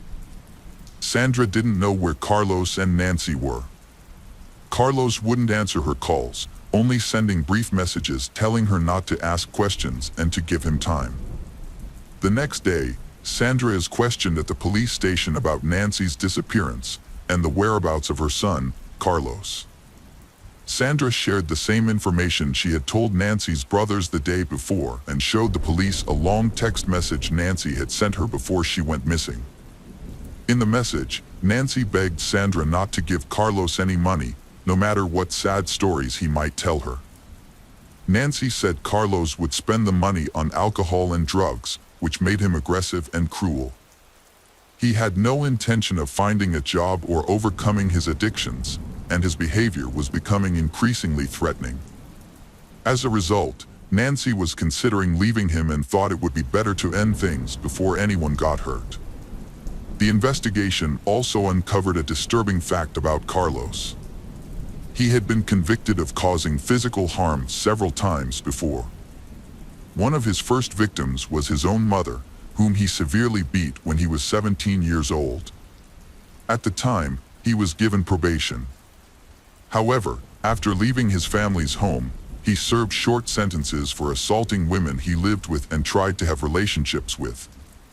The investigation was just getting underway, but within the first few days, several intriguing details came to light that suggested the union between Carlos and Nancy was troubled from the start. Carlos had a history of aggression, was unemployed, struggled with addiction, had a criminal record, and was prone to uncontrollable rage. Nancy's occupation wasn't as straightforward as she claimed. Her work generated substantial income, more than a housekeeper or caregiver could earn. In reality, Nancy offered escort services to wealthy individuals, including Spanish and other tourists, which is why she moved to Santander. Carlos initially accepted Nancy's occupation as it supported them financially. However, upon learning of her pregnancy, he became consumed by doubts about the child's paternity and grew intensely jealous of her continued work. His behavior became erratic, fluctuating between forbidding her from interacting with men and pressuring her to work for money. The man spent the money he took from his mother solely on himself and his vices. A disturbing discovery was made in a rented apartment, where Nancy and Carlos had been missing for nearly a week. Although Carlos had been in contact, he only sent messages and didn't reveal his location. On August 26th, the police finally obtained a warrant to search their empty rental apartment in Santander, and what they found was shocking, leaving no doubt that Nancy was deceased. Blood was found throughout the apartment, with some attempts to clean it up. However, it was still visible in many areas. Further investigation revealed fragments of bones, hair, skin, and internal organs in the clogged drains of the bathroom and toilet. Forensic analysis confirmed that these remains belonged to the missing woman, Nancy. Although Nancy's body was not found in the apartment, evidence suggested that she had been brutally murdered and dismembered in the bathroom. Her remains were likely disposed of elsewhere. Carlos became the prime suspect in the case, but his whereabouts were unknown. A package for a small hatchet was found in the apartment with Carlos' clear fingerprints on it. Security footage from a local hardware store showed Carlos purchasing the hatchet, rubber gloves, and large trash bags on August 20th. He bought a small cart from an elderly vendor, who instantly recognized him from a photo. This led to his arrest and the start of a search for the body. The next day, Carlos went to a police station in Madrid. Trying to deflect suspicion from himself, he went to report Nancy missing but was immediately arrested as the main suspect in the gruesome crime. Carlos claimed he had no involvement, stating that he and Nancy had argued and parted ways on August 20th. He said he left the town in an emotional state and was unaware of any events involving Nancy afterward. He suggested that Nancy might have been attacked when she returned to the apartment to gather her belongings. However, his story was unconvincing, especially after police found his fingerprints on the hatchet packaging. In the following days, police thoroughly searched nearby wastelands, sewer systems, and the coastline with the help of dogs, but found no sign of Nancy. They then tracked Carlos's movements from August 20th to 26th using his mobile phone signals. The results showed he spent 3 days traveling along the coast, visiting the cities of Bilbao and Burgos before heading to Madrid. It was evident that Carlos attempted to conceal his actions. The investigation continued in Santander. On August 20th, surveillance footage revealed Carlos walking towards a large natural forest park in the evening. He returned to his apartment late at night and then exited again with a cart containing irregularly shaped bags. Carlos vanished from view upon entering the wooded area due to limited camera coverage. He reappeared later with a much lighter cart. After proceeding towards the railway tracks, he returned significantly lighter, indicating where the body might be. However, one question remained unanswered: where was the child? It wasn't until September 16th that authorities discovered bags containing severely decomposed human remains in dense underbrush on a hillside. The remains were identified as those of the missing Nancy Gores, which had been divided into 20 parts using a hatchet, as revealed by security camera footage. While all items transported in the cart were recovered, something was still missing. Nancy's 4-month-old fetus was not found among the remains. The victim's genitals and lower abdomen showed severe injuries from a knife and hatchet. This suggests that the perpetrator removed the fetus and got rid of it separately from the mother's body. Carlos denied being involved and gave conflicting statements. He tried to blame someone else, but the victim's blood was found on his clothes and shoes, which he had tried to wash off. Even though Carlos wouldn't admit to the crime, investigators figured out what happened. Experts think that on the afternoon of August 20th, the man got into an argument with his pregnant partner. He then brutally beat and strangled her in the kitchen, where blood was found on the floor and walls.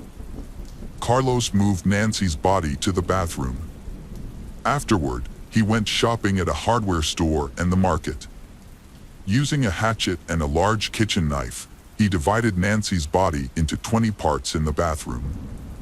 He placed the pieces into bags, loaded everything into a cart, and then went to the park to look for secluded places to dispose of the body. Late at night, he followed a pre-planned route deep into the park, scattering the bags in various locations, hoping they would never be found. During his trial, Carlos denied his guilt and claimed he loved Nancy. The whereabouts of the fetus he removed from her body remain unknown.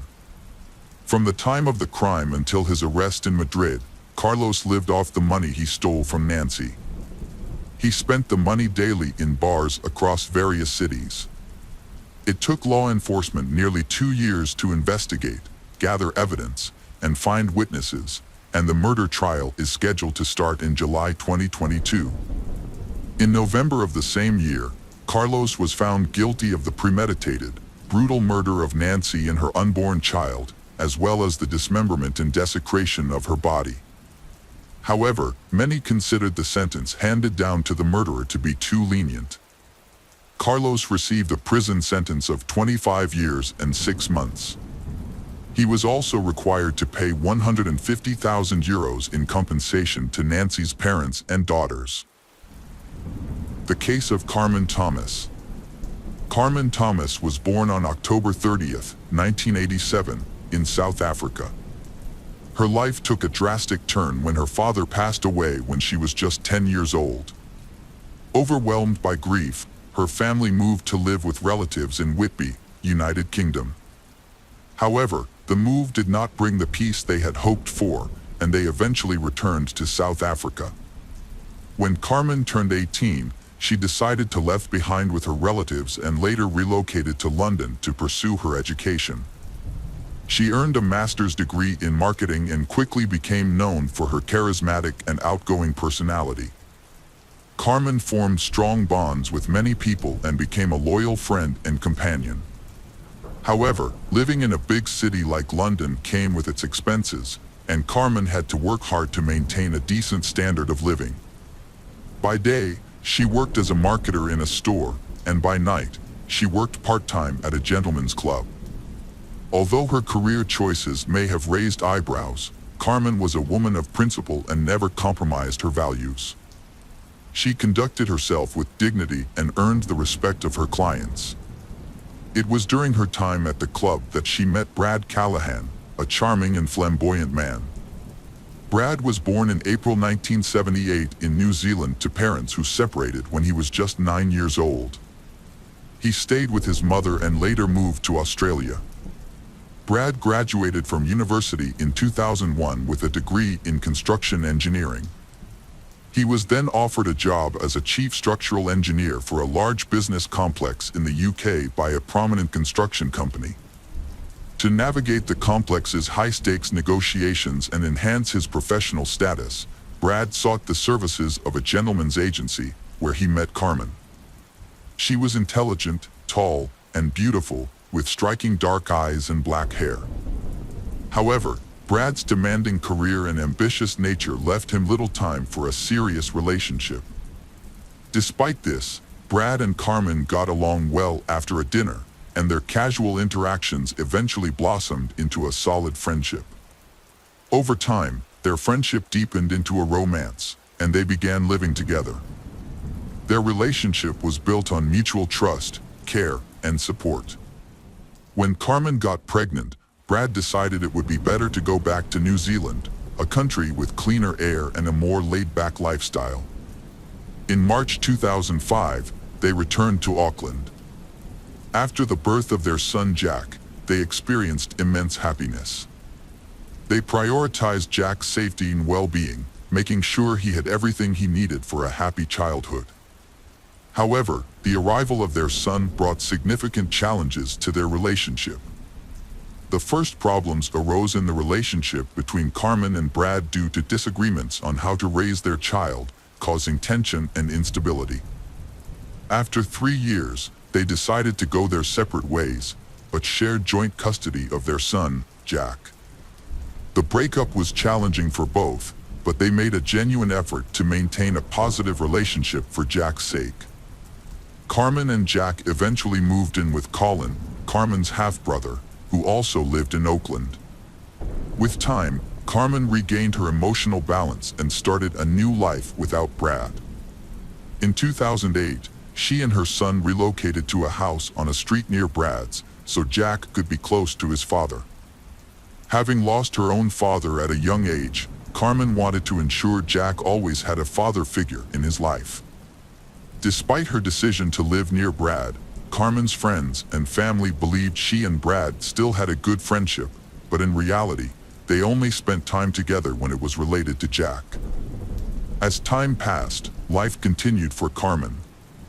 After parting ways, Carmen and Brad each attempted to move on. Brad resumed his career as a construction engineer and, in May 2009, began a new relationship, which ultimately led to an engagement. Meanwhile, Carmen devoted herself to raising their son and, much to Brad's dismay, returned to her work at a gentleman's club. This choice troubled Brad. Carmen repeatedly presented Brad with ultimatums, but he dismissed her requests, focusing on his impending marriage and plans for fatherhood once again. This marked the beginning of adjustments to his financial commitments, specifically affecting the alimony payments for the maintenance of their son, Jack, which Brad made in accordance with their agreement. However, Carmen viewed the financial constraints as a catalyst in an escalating series of conflicts. Tensions escalated until March 19, 2010, when a domestic violence incident occurred. Police responded to a neighbor's call about a dispute and mediated the situation. As a result, Carmen received a formal warning from law enforcement. On June 29, 2010, Brad visited Carmen's house to discuss a new school for Jack and to sign a written agreement for child support. However, Carmen was unhappy with the document and asked Brad to leave, yelling that Jack was not his son as he departed. 2 weeks later, Brad tried to contact Carmen again, but she did not respond. On July 13, 2010, Brad reported Carmen missing to the police, who began searching for her. Through video footage and interviews with neighbors, investigators were able to reconstruct a timeline of events leading up to Carmen's disappearance. They discovered that on June 29th, a surveillance camera at a nearby supermarket had captured footage of Carmen, providing a potential lead in the search. During their investigation of the rented house where Carmen and Jack lived, police noticed that there was no outdoor garbage can. Inside the house, they found bloodstains on the front door, washing machine, sink, and shower. To confirm the presence of blood, forensic scientists used luminol, a substance that reacts with the iron in hemoglobin. The test revealed multiple patterns of blood on the bathroom door and floor. The landlord reported that on June 29th, she heard loud screaming, followed by prolonged crying and moaning. When she knocked on Carmen's door, no one answered. She looked out the window and saw a street trash can and an overturned drying rack, which caught her attention. She called her husband, but before he arrived, Brad walked out of the house, carrying soiled clothes. He told the landlord that Carmen had become ill after a medical procedure and had vomited blood. However, the landlord noticed that Brad appeared to have just taken a shower.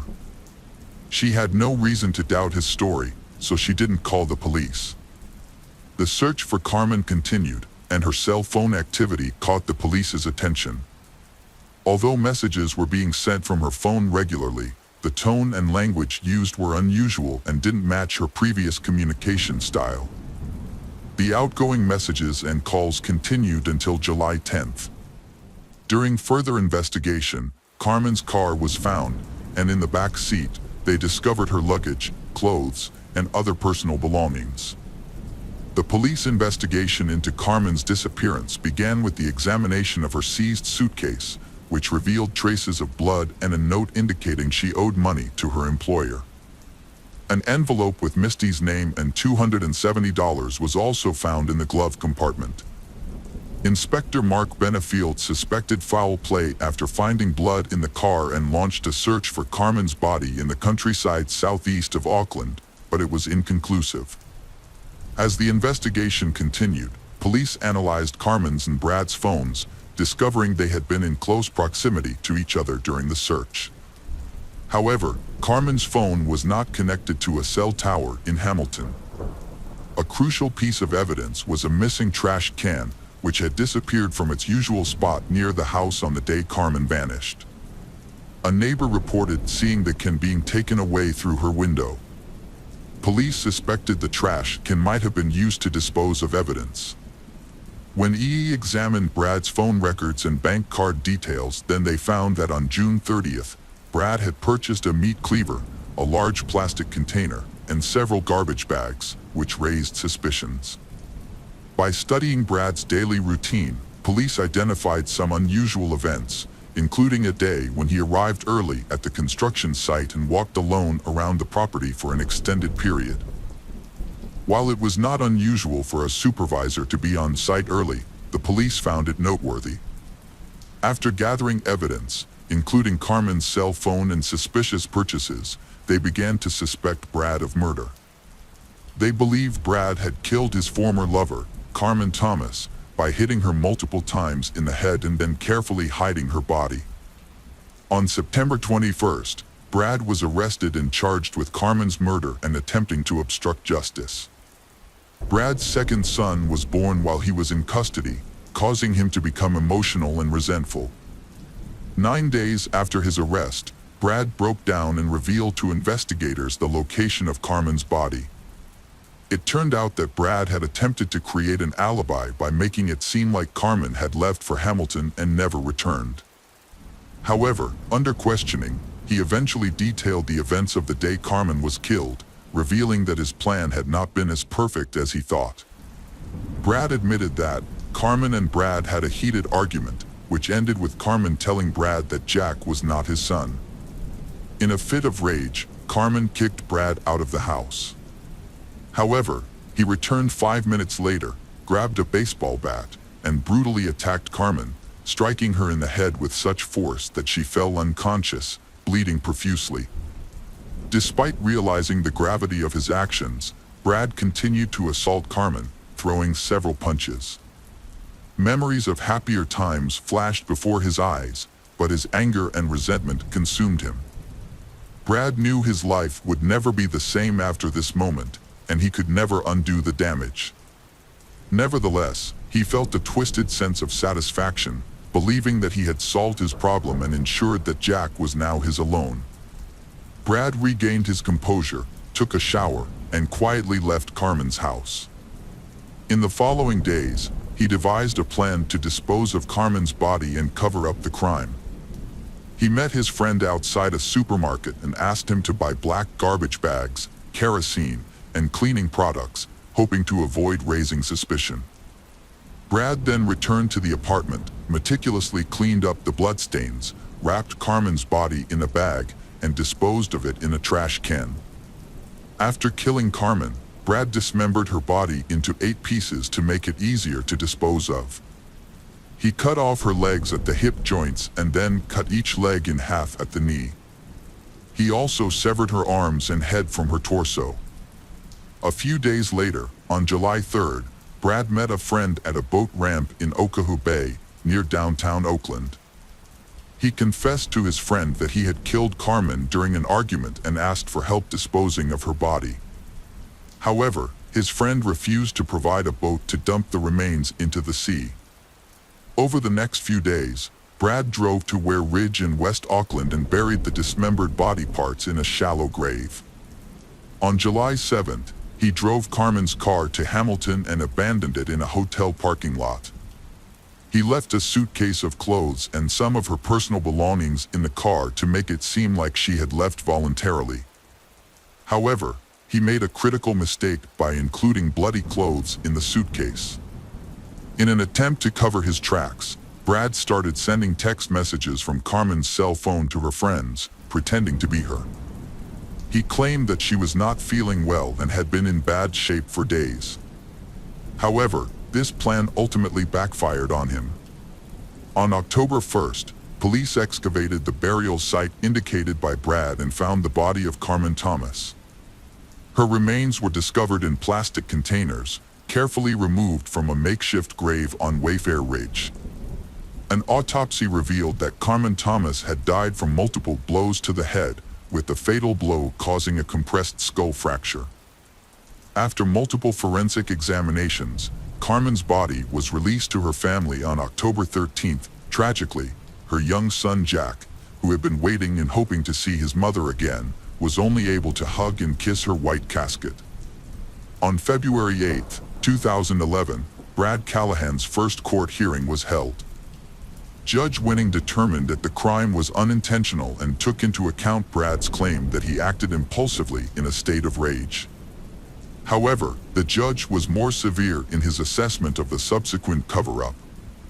On May 26, 2011, Brad Callahan was charged with attempting to change the course of justice.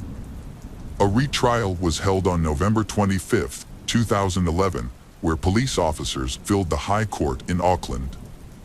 In a surprise move, Brad Callahan made 2 guilty pleas, admitting to murder and attempting to change the course of justice after Carmen's death. A judge has sentenced 31-year-old Brad Callahan to life in prison for murdering Carmen Thomas. Brad was also given a 6-year sentence for attempting to interfere with the investigation into Thomas's death. The judge considered this one of the most serious cases of attempted interference with justice, describing Brad's actions as extremely serious. During the trial at Auckland High Court, the judge criticized the brutality of Thomas's murder, but decided not to impose the harshest possible sentence. The courtroom was filled with Thomas's friends and family, including her parents who had traveled from South Africa. Judge Venin condemned Brad's attempts to cover up his crime, which involved considerable effort and deception. The 6-year sentence for interfering with the investigation will be served at the same time as the life sentence. In a statement, the Thomas family expressed their ongoing anger and grief, saying that no punishment can bring their daughter back. However, they are relieved that Brad will be in prison for a long time, giving him the opportunity to reflect on the harm he has caused. Little boy Jack Brad is living with his grandmother in another town under an assumed name. The case of Sarah Stern. Sarah Elizabeth Sarah was born on March 24, 1997, in Neptune City, New Jersey, to Michael and Susan Sarah. As their only child, Sarah received all the love and attention from her parents, who had been unable to have more children due to health issues. Sarah grew up to be a lively, cheerful, and outgoing child. She was involved in various activities, including school theater, photography, drawing, swimming, and softball. Her passion was art, and she aspired to become an artist or designer. After graduating from high school, Sarah enrolled in a local college to pursue her dream. Tragedy struck in the autumn of 2013 when Sarah's mother, Susan, passed away after a long battle with cancer. Despite periods of remission, the disease ultimately took its toll. This devastating loss was a tremendous shock to the family, particularly for Sarah, who was extremely close to her mother. After a period of struggling with depression, Sarah began to support her ailing father and care for their beloved dog, Buddy.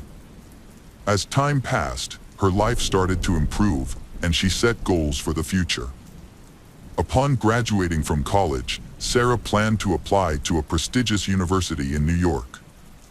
Before pursuing further education, she hoped to travel the world, with a particular interest in visiting Canada and possibly even living there for a while. Her father, Michael Sarah, frequently traveled out of state for work, often for weeks at a time. However, he never worried about leaving Sarah alone, as she was a grown and independent young woman, and their town was considered safe. But on the night of December 3rd, 2016, around 2:30 a.m., an unsettling incident occurred. A concerned citizen reported an abandoned vehicle on the Belmar Bridge along Highway 35, prompting the police to become involved. The area was usually deserted at night, which made the lone, empty vehicle stand out. A taxi driver, who was taking a shortcut home across the old bridge on the outskirts, noticed the car parked on the side of the road. He stopped to see if anyone needed assistance, but found the vehicle empty with no one around. Concerned that the driver might have jumped into the water below, a tragic occurrence that had happened before in this spot, the taxi driver called the police. Police officers responding to the scene found the car's keys in the ignition and no signs of blood or struggle, leading them to initially believe that the owner may have intentionally left the car on the bridge to jump into the river. To investigate further, they checked the car's ownership and discovered it belonged to 85-year-old Lily Sarah, who lived in a nearby town. When officers visited Lily's home, they found her alive and well.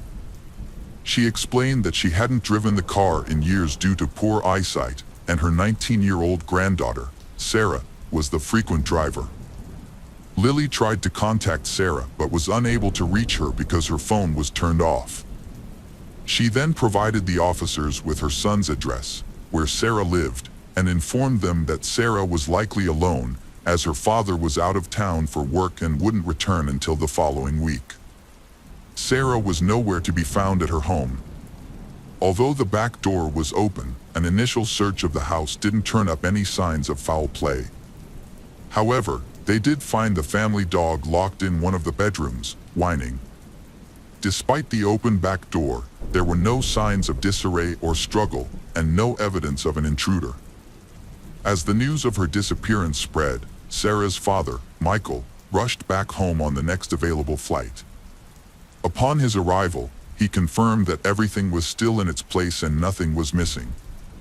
Notably, all of Sarah's personal belongings, including her passport, driver's license, and mobile phone, were still at the house. The police shared their initial concerns with Michael, suggesting that Sarah might have gone to the nearby bridge with intentions to harm herself.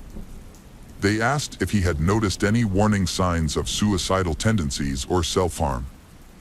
Michael revealed that Sarah had struggled with depression after her mother's passing, but had made a full recovery with the help of loved ones and her studies. In fact, Sarah had big plans for her future, aspiring to become a designer and travel the world. To piece together what happened, the police needed to know who Sarah had contact with on the day she vanished, what conversations she had, and who saw her last. The first witnesses to come forward revealed that Sarah had spent most of December 2nd with her childhood friend, Liam McCatasney. As the last person to see her, Liam was a crucial part of the investigation. The police quickly decided to speak with him to gather more information and reconstruct the events of that day. When the police arrived at the McCatasney residence, they met with Liam's mother, who told them that her son was sleeping after a night shift. The officers asked her to wake Liam, who seemed confused about the situation. Once he was informed about Sarah's disappearance, Liam confirmed that they had spent the previous day together and agreed to go to the police station to give a statement. Liam shared that he and Sarah had attended college classes together that morning, but they decided to skip the last 2 lectures and go to her place to unwind instead. At her house, they played video games, chatted about their plans, and socialized. They briefly left her house twice to pick up food and visit a local supermarket. Liam left Sarah's house around 7 p.m. to go to his night shift job and did not see her again. Liam was also asked if Sarah had been struggling with any mental health issues. He explained that she had been battling deep depression since her mother passed away. He shared that Sarah often felt hopeless, wanting to escape or end her life, but he did not think that this meant she was planning to harm herself. He noted that she also struggled to connect with her father, leading to additional emotional strain. Liam considered it possible that Sarah's emotional state may have contributed to her disappearance. However, it was also clear that Sarah was planning a trip to Canada around that time and had recently exchanged money in preparation for her travels. Liam's testimony gained credibility when Canadian dollars were found in her bedside table drawer, though the amount was relatively insignificant. Preston Taylor, a close friend from high school, corroborated Liam's story. Preston mentioned that Sarah had struggled with depression, leading him to wonder if she had fled to Canada or taken her own life by jumping off a bridge. His emotional testimony underscored the strong bond he shared with Sarah. Despite these accounts, investigators soon ruled out the possibility of Sarah fleeing the country due to the absence of her passport. As a result, the search focused on the more distressing possibility of her having jumped to her death. A comprehensive search operation was launched along the river, involving divers, specialized equipment, and hundreds of volunteers, including police. However, strong currents posed a challenge, potentially carrying her remains or personal belongings far from the bridge, and thorough searches of both riverbanks were necessary to try to find any signs of Sarah. Among the volunteers searching for Sarah were her friends Liam and Preston.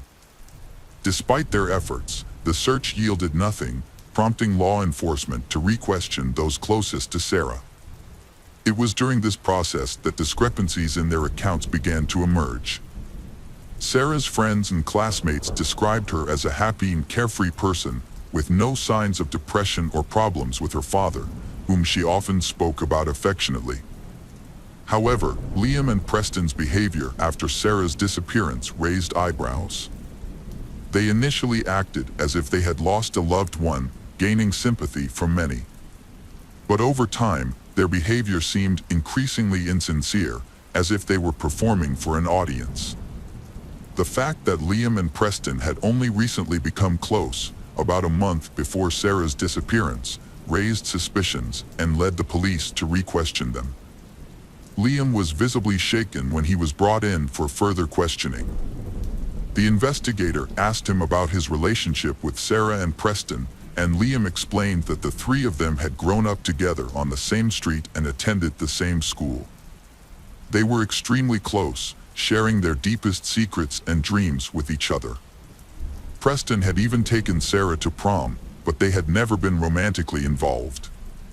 Liam clarified that his relationship with Sarah was more than just friendship. He considered her like a sister. They had even listed each other as siblings on social media. Sarah had confided in Liam about her family, telling him that her mother had left her a significant amount of money in a safety deposit box at the bank. Sarah didn't trust her father, who claimed a right to the money, so she planned to retrieve it soon and move to Canada. However, when the investigator shared this information with Michael, Sarah's father, he provided a conflicting account. According to Michael, his wife had been saving money for Sarah's future since her birth, setting aside funds for education, a wedding, or a down payment on a house. The money had been stored at home in a shoebox, containing old and worn-out bills, but no one had thought much of it at the time.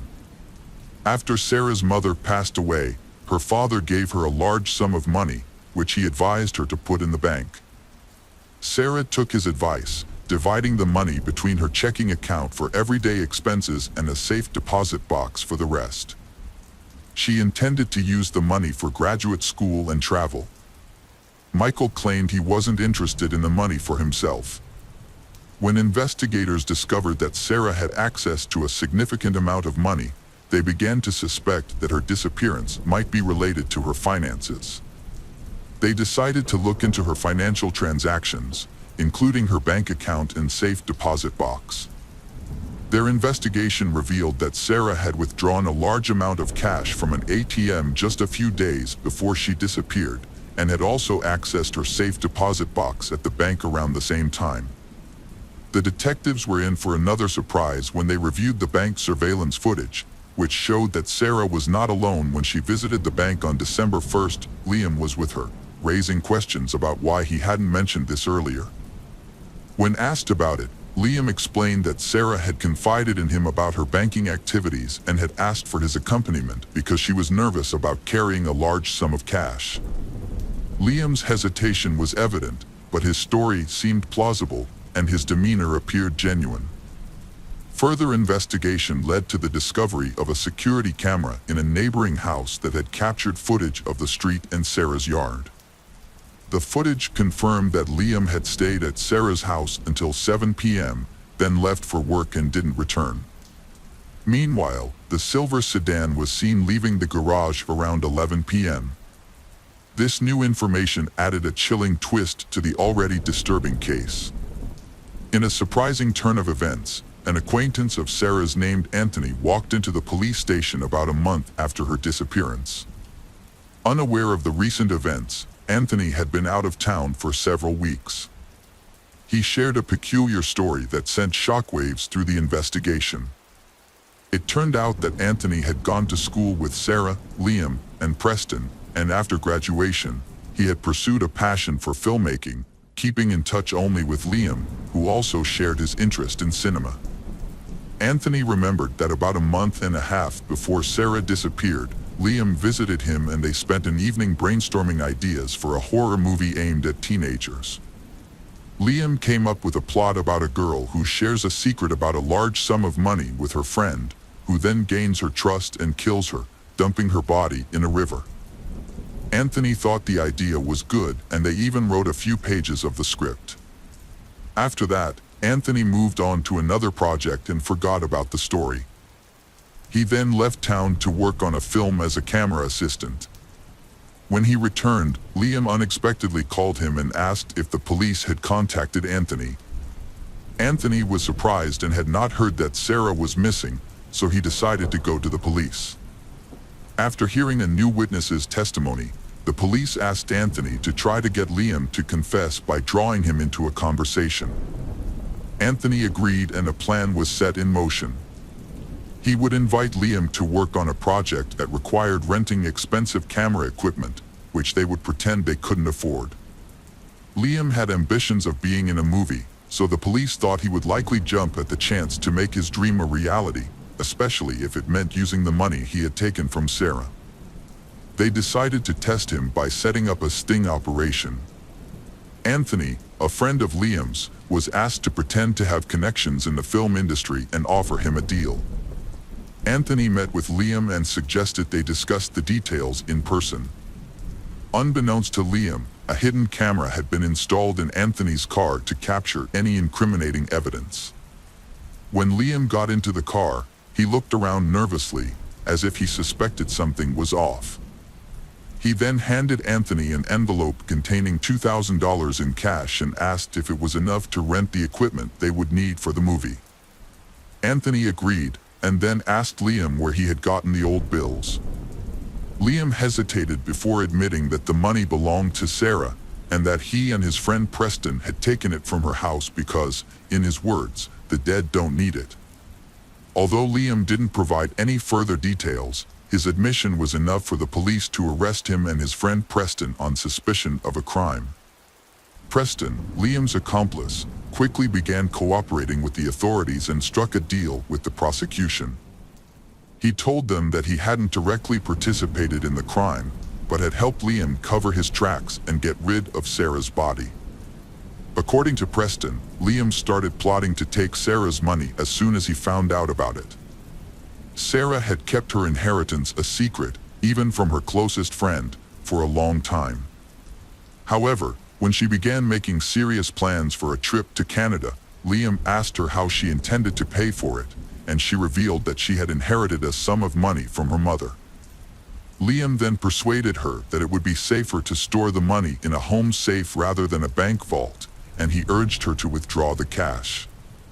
Liam, determined to carry out his plan, waited for the perfect opportunity while Sarah's father was away on a business trip. He enlisted the help of his friend Preston, promising him $25,000 in exchange for his assistance. Liam had Sarah withdraw a large sum of money from the ATM, but didn't check the exact amount. They spent the next day together, waiting for the right moment to strike. When the time came, Liam separated Sarah from her dog by locking it in another room, then approached Sarah from behind and attempted to strangle her. However, the crime proved more difficult than Liam anticipated. Sarah, being physically strong and athletic, resisted fiercely, resulting in an intense struggle until she eventually lost consciousness. But despite his best efforts, Liam was unable to determine whether she had truly succumbed. Sarah continued to show signs of life, leaving Liam to prolong his efforts to ensure her demise. This took nearly 30 minutes. Only when Liam was certain Sarah was dead did he leave her house, going about his normal routine by heading to work. He then had Preston follow up on his original instructions, no doubt aiming to ensure their sinister act would go unnoticed. Liam McAtasney snuck into Sarah's house through the back door, avoiding the camera's view, and dragged the body to the garage. He then cleaned up the room to remove any evidence. A couple of hours later, he returned to the house, took a small safe from Sarah's room, and placed the body in the car. Liam drove away carefully to avoid being caught on the neighbor's camera. He met Preston at a bridge, where they transferred the body to Preston's car and then disposed of it in a nearby river. After disposing of the body, they cleaned the car and drove back to Liam's house to divide the stolen money. However, they were disappointed to find only $110,000 in the safe. They decided to be cautious and not spend the old bills immediately to avoid raising suspicion. Preston buried the safe in a local park, and they only spent the money Sarah had withdrawn from her account. During the trial, Preston confessed to the crime, but Liam denied any involvement and tried to shift the blame to his friend. Liam's lawyer also claimed his client was innocent, suggesting that Preston acted alone. The case was complicated by the fact that Sarah's body was never found. When police searched Liam's house, they found a small key that fit the buried safe, which was identified by Preston as evidence of Liam's guilt. The trial of Liam McAtasney lasted over 2 years. Despite the fact that Sarah Stern's body was never found, the evidence presented in court proved McAtasney's guilt. This evidence included a script he had written months before the crime, a key to a safe found in his home, incriminating statements he made in the car, and old bills he had given to someone. Furthermore, fingerprints belonging to Liam and his accomplice, Preston Taylor, were found inside the safe. A co-worker of Liam's also testified that he had been absent from work for a few hours on the night of the crime and had asked someone to cover for him. As a result of the trial, Liam was sentenced to life in prison without the possibility of parole. Preston, who had not directly participated in the crime, received an 18-year sentence for obstructing justice and hindering the investigation. Preston will be eligible for parole in 15 years. Unfortunately, Sarah Stern's body has still not been found. The case of Vicki Roberts. Vicki Roberts was born in September 1984 in northwest England, where she was raised in a traditional and devoutly religious family. She was the younger of 2 daughters and was raised with strong Christian values. She attended a Christian school, where she also developed her musical talents and sang in the choir. Those who knew Vicki described her as a kind, friendly, and helpful person who was always willing to lend a hand. After completing high school, Vicki enrolled in university and took a part-time job at an IKEA store to support herself. It was there that she met Michael Roberts, and their initial friendship eventually blossomed into a romantic relationship. Michael was only a year older than her. Like Vicki, Michael balanced his studies with a part-time job at IKEA and made time for sports. He was also careful about his appearance and made a good impression on those around him. Vicki was initially put off by Michael's bold and outgoing personality, but she soon found herself developing strong romantic feelings for him. Michael was born in June 1983 in Warrington, Cheshire, to a family of modest means. His father was a successful chemical engineer who expected a lot from his 2 sons, particularly Michael, the eldest. As a result, Michael grew up with high ambitions and a strong sense of purpose. He was a diligent student and developed into a driven and accomplished individual. Michael was a social butterfly with many friends and was often the life of the party. However, he took the most pride on the love front. With his good looks, sense of humor, and charming personality, Michael was a catch. He was also intelligent and well-read, able to hold his own in conversations on a wide range of topics. Michael's parents had instilled in him the idea that he was exceptional, praising his intelligence, beauty, and potential for success. However, this upbringing may have also fostered narcissistic tendencies. Despite this, Michael felt a deep-seated need to live up to his parents' expectations and be the perfect son, driving him to strive for their approval. Michael had a series of brief relationships and frequently dated multiple people simultaneously. He was confident in his charm and enjoyed the thrill of pursuing women who seemed out of his reach. For Michael, this was a game, a challenge to be won. Vicky is one of the challenges he wants to conquer. She was a modest and unattainable woman who initially kept Michael at arm's length, refusing even casual invitations. Vicky was focused on her studies and spent her free time at church, leaving little room for dating or relationships. Michael, however, was determined to win her over. It took Michael a few months to win Vicky over, but eventually she agreed to go out with him. He had charmed her with his sweet gestures, flowers, gifts, and thoughtful surprises. He even invited her to meet his parents, who immediately took a liking to her and approved of their son's choice. Vicky was convinced that Michael was genuinely interested in her, so she gave in to his advances. He became her first serious partner, and she felt truly happy when she was with him. It seemed like fate had brought them together.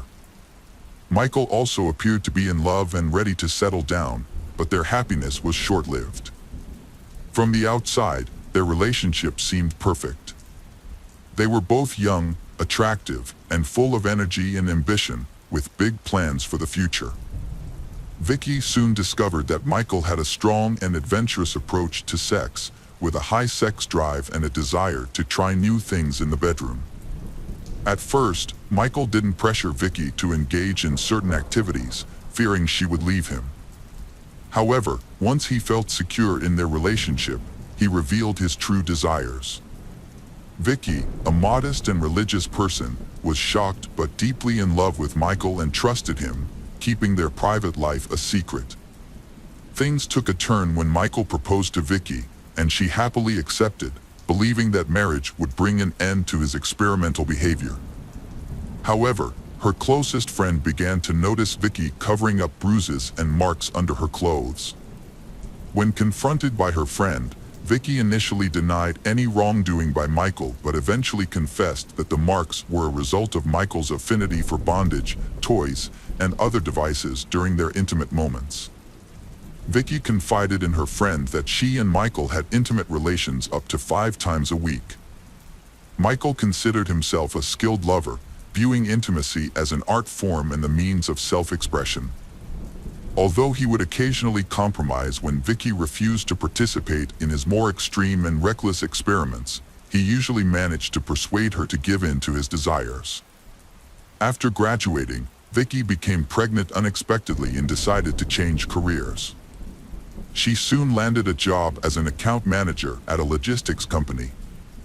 Michael also left his job at IKEA and became a sales consultant at a large electronics retailer, selling phones, laptops, and other gadgets.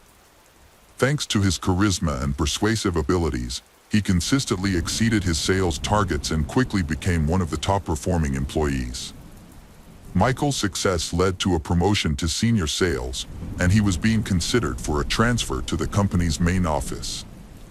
However, he needed to undergo additional training to improve his qualifications first. Michael enjoyed the training sessions and business trips to London, and he took great pride in his accomplishments. As a result, he often forgot about Vicky, his young fiancée, and only remembered her when he wanted intimacy. Vicky and Michael's relationship was lacking in several ways. They rarely spoke about each other or spent time together outside of the bedroom, making Vicky feel invisible to him. Meanwhile, Michael was secretly having affairs with co-workers, clients, and casual acquaintances.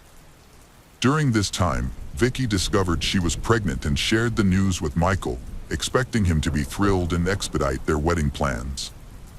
Instead, he was furious and insisted that she terminate the pregnancy, citing their youth and the fact that they had their whole lives ahead of them.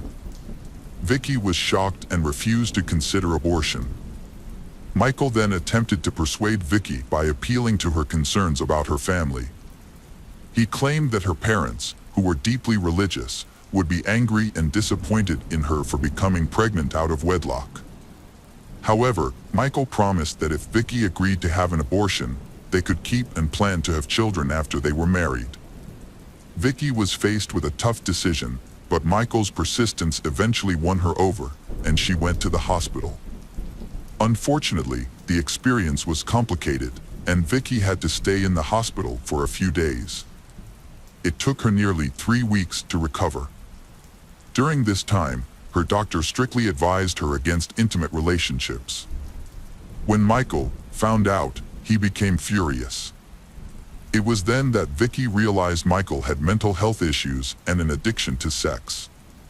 Without intimacy, he became unbearable, frequently leaving the house, citing urgent work matters. Vicky suspects Michael is having an affair, and she hoped that getting married would help him change his ways and be more committed to their relationship. As it turned out, their relationship was loveless, and Michael was leading a double life. Their 2-year engagement was just a convenient arrangement for him, as he had a loyal partner waiting for him at home, taking care of the household, while he maintained a string of mistresses on the side, which he frequently replaced. Vicky always trusted Michael and forgave him whenever he cheated, as long as he promised it wouldn't happen again. However, as time passed, Vicky began to pressure Michael into getting married, as she wanted to start a family and have children.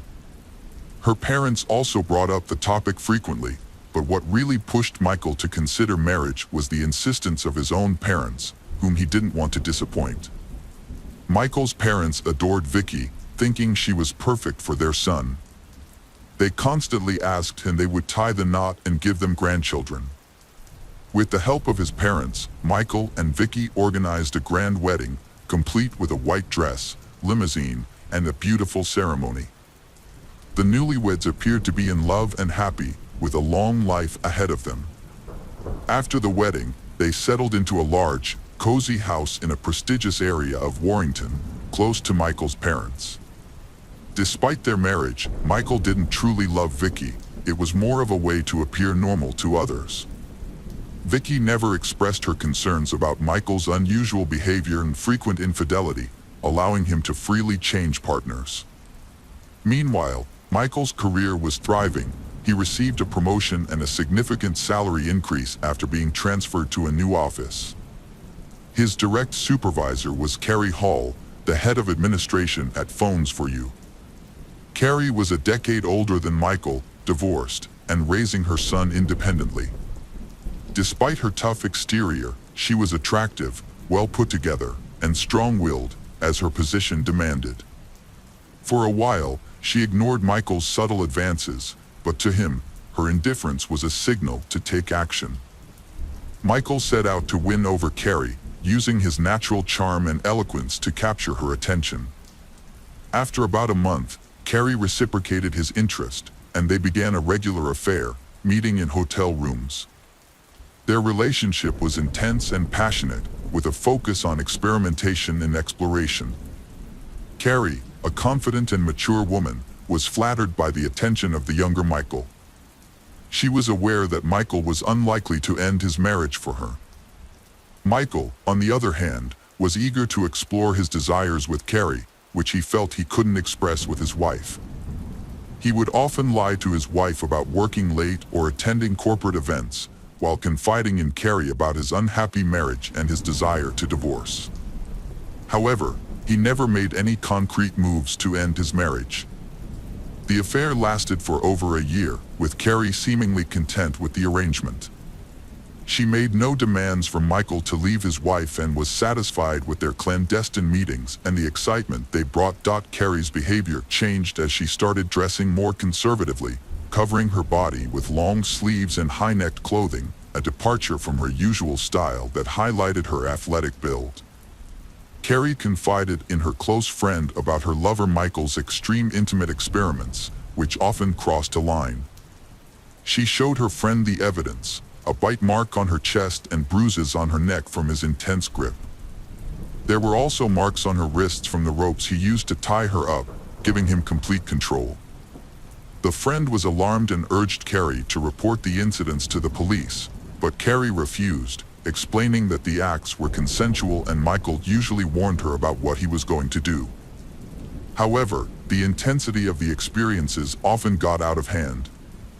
For instance, Michael enjoyed choking his partner, claiming it would enhance the experience, but there were times when Carrie lost consciousness due to his excessive enthusiasm. Carrie's friend was fearful of Michael's strangulation games, but Carrie consistently gave in to his persuasion, believing that he would eventually stop or that she would become desensitized to the experience.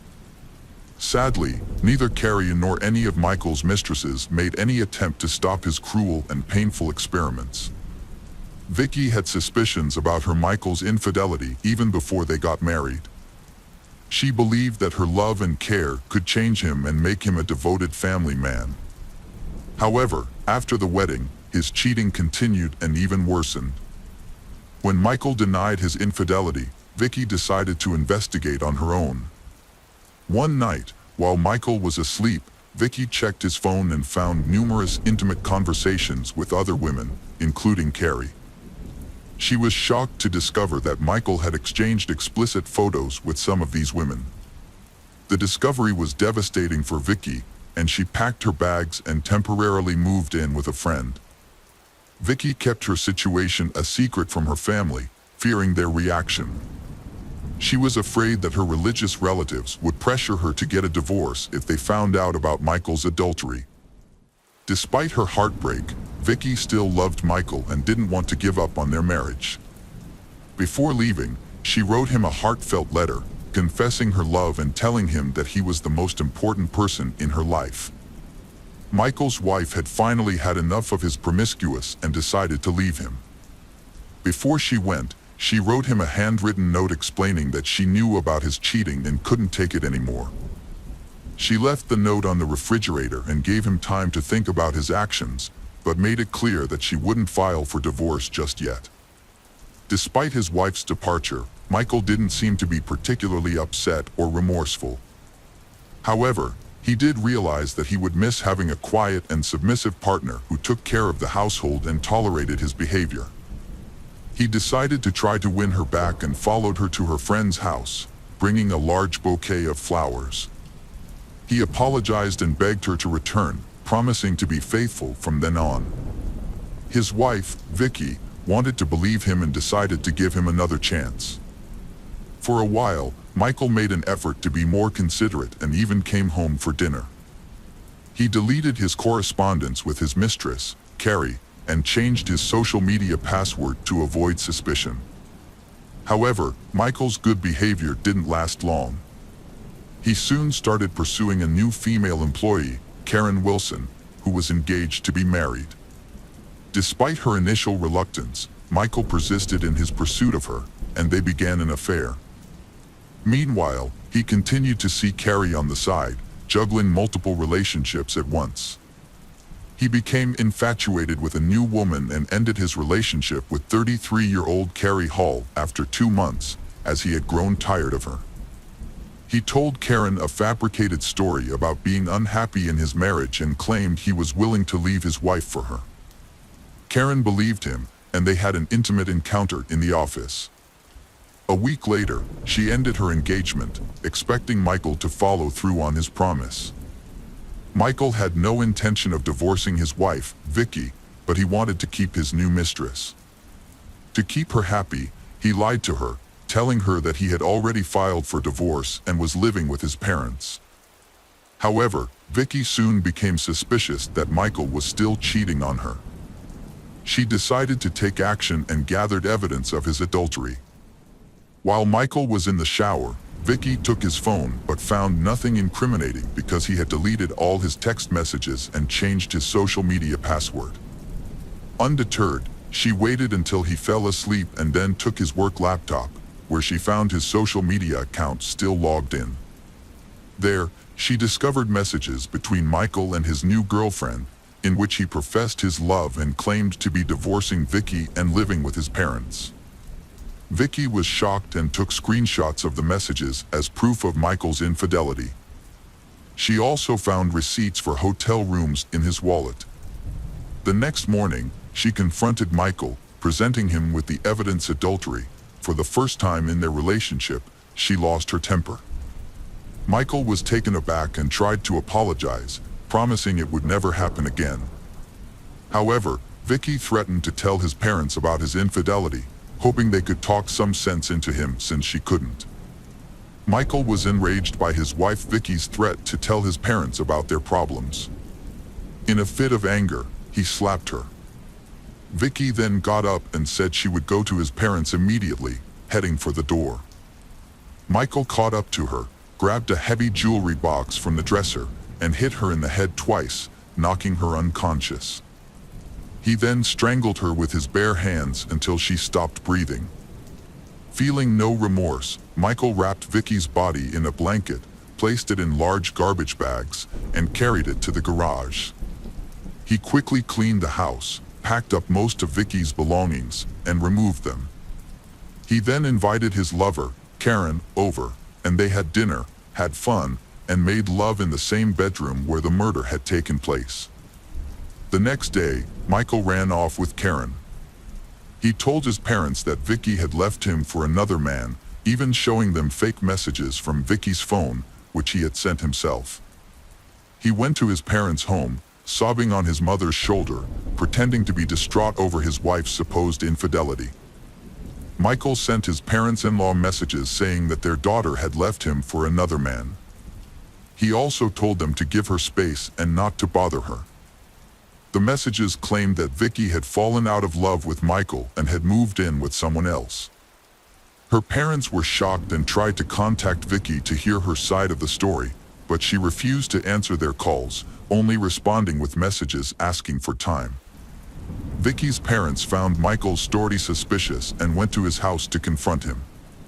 However, his explanation only raised more questions. They soon discovered that Vicky had not shown up for work, which further alarmed them. They decided to report their concerns to the police, leading to an investigation. On December 1st, 2009, Michael bought a shovel, rope, rags, and cleaning supplies from a hardware store. However, the police arrived at his house on the same day. He had been caught before he could dispose of a body. The police initially found nothing out of the ordinary, but Michael's actions and alibi sparked suspicion and raised several questions. Notably, they overlooked a large package in the garage during their search. Inside the house, they found no signs of her presence, such as clothes, documents, or personal items, which could suggest she had left of her own accord. However, Vicky's laptop was discovered in the bedroom, and upon seizing it, the police found screenshots of Michael's incriminating conversations with his mistresses, which Vicky had saved. The investigation took a significant turn when authorities made a geolocation request to Vicky's cell phone, which had been regularly sending messages to her husband and relatives. To everyone's surprise, the phone was found to be located in the marital home of Vicky and Michael. This led to a second, more thorough search of the Roberts residence. During this search, a suspicious package was discovered in the garage, and its contents shocked all who were present. However, in a stunning twist, Michael, who had been cooperating with the police, suddenly vanished into thin air. He had taken a wallet containing cash, which allowed him to evade capture for several days. After his money ran out, Michael turned to one of his mistresses, Levinia T., and asked if he could stay with her for a while. However, when Levinia heard on the news that Michael was wanted for his wife's murder, she immediately contacted the police and reported his whereabouts. Eventually, he was arrested, put on trial, and convicted. When the authorities arrived to arrest Michael, he claiming he was innocent of the crime.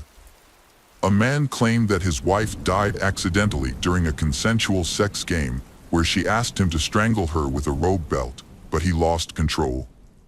However, forensic experts disputed this claim, finding that she was actually strangled with bare hands, attacked from behind, and had 2 severe head injuries that occurred before her death, which were unrelated to the alleged sex game. The trial began in January 2010, with the defendant, Michael Roberts, maintaining that his wife's death was an accident and hoping for a lenient sentence. However, the autopsy results revealed a different story. Roberts had intentionally hit his wife on the head twice, then strangled her, and hidden her body in the garage. As a result, Roberts was convicted of first-degree murder and sentenced to life in prison.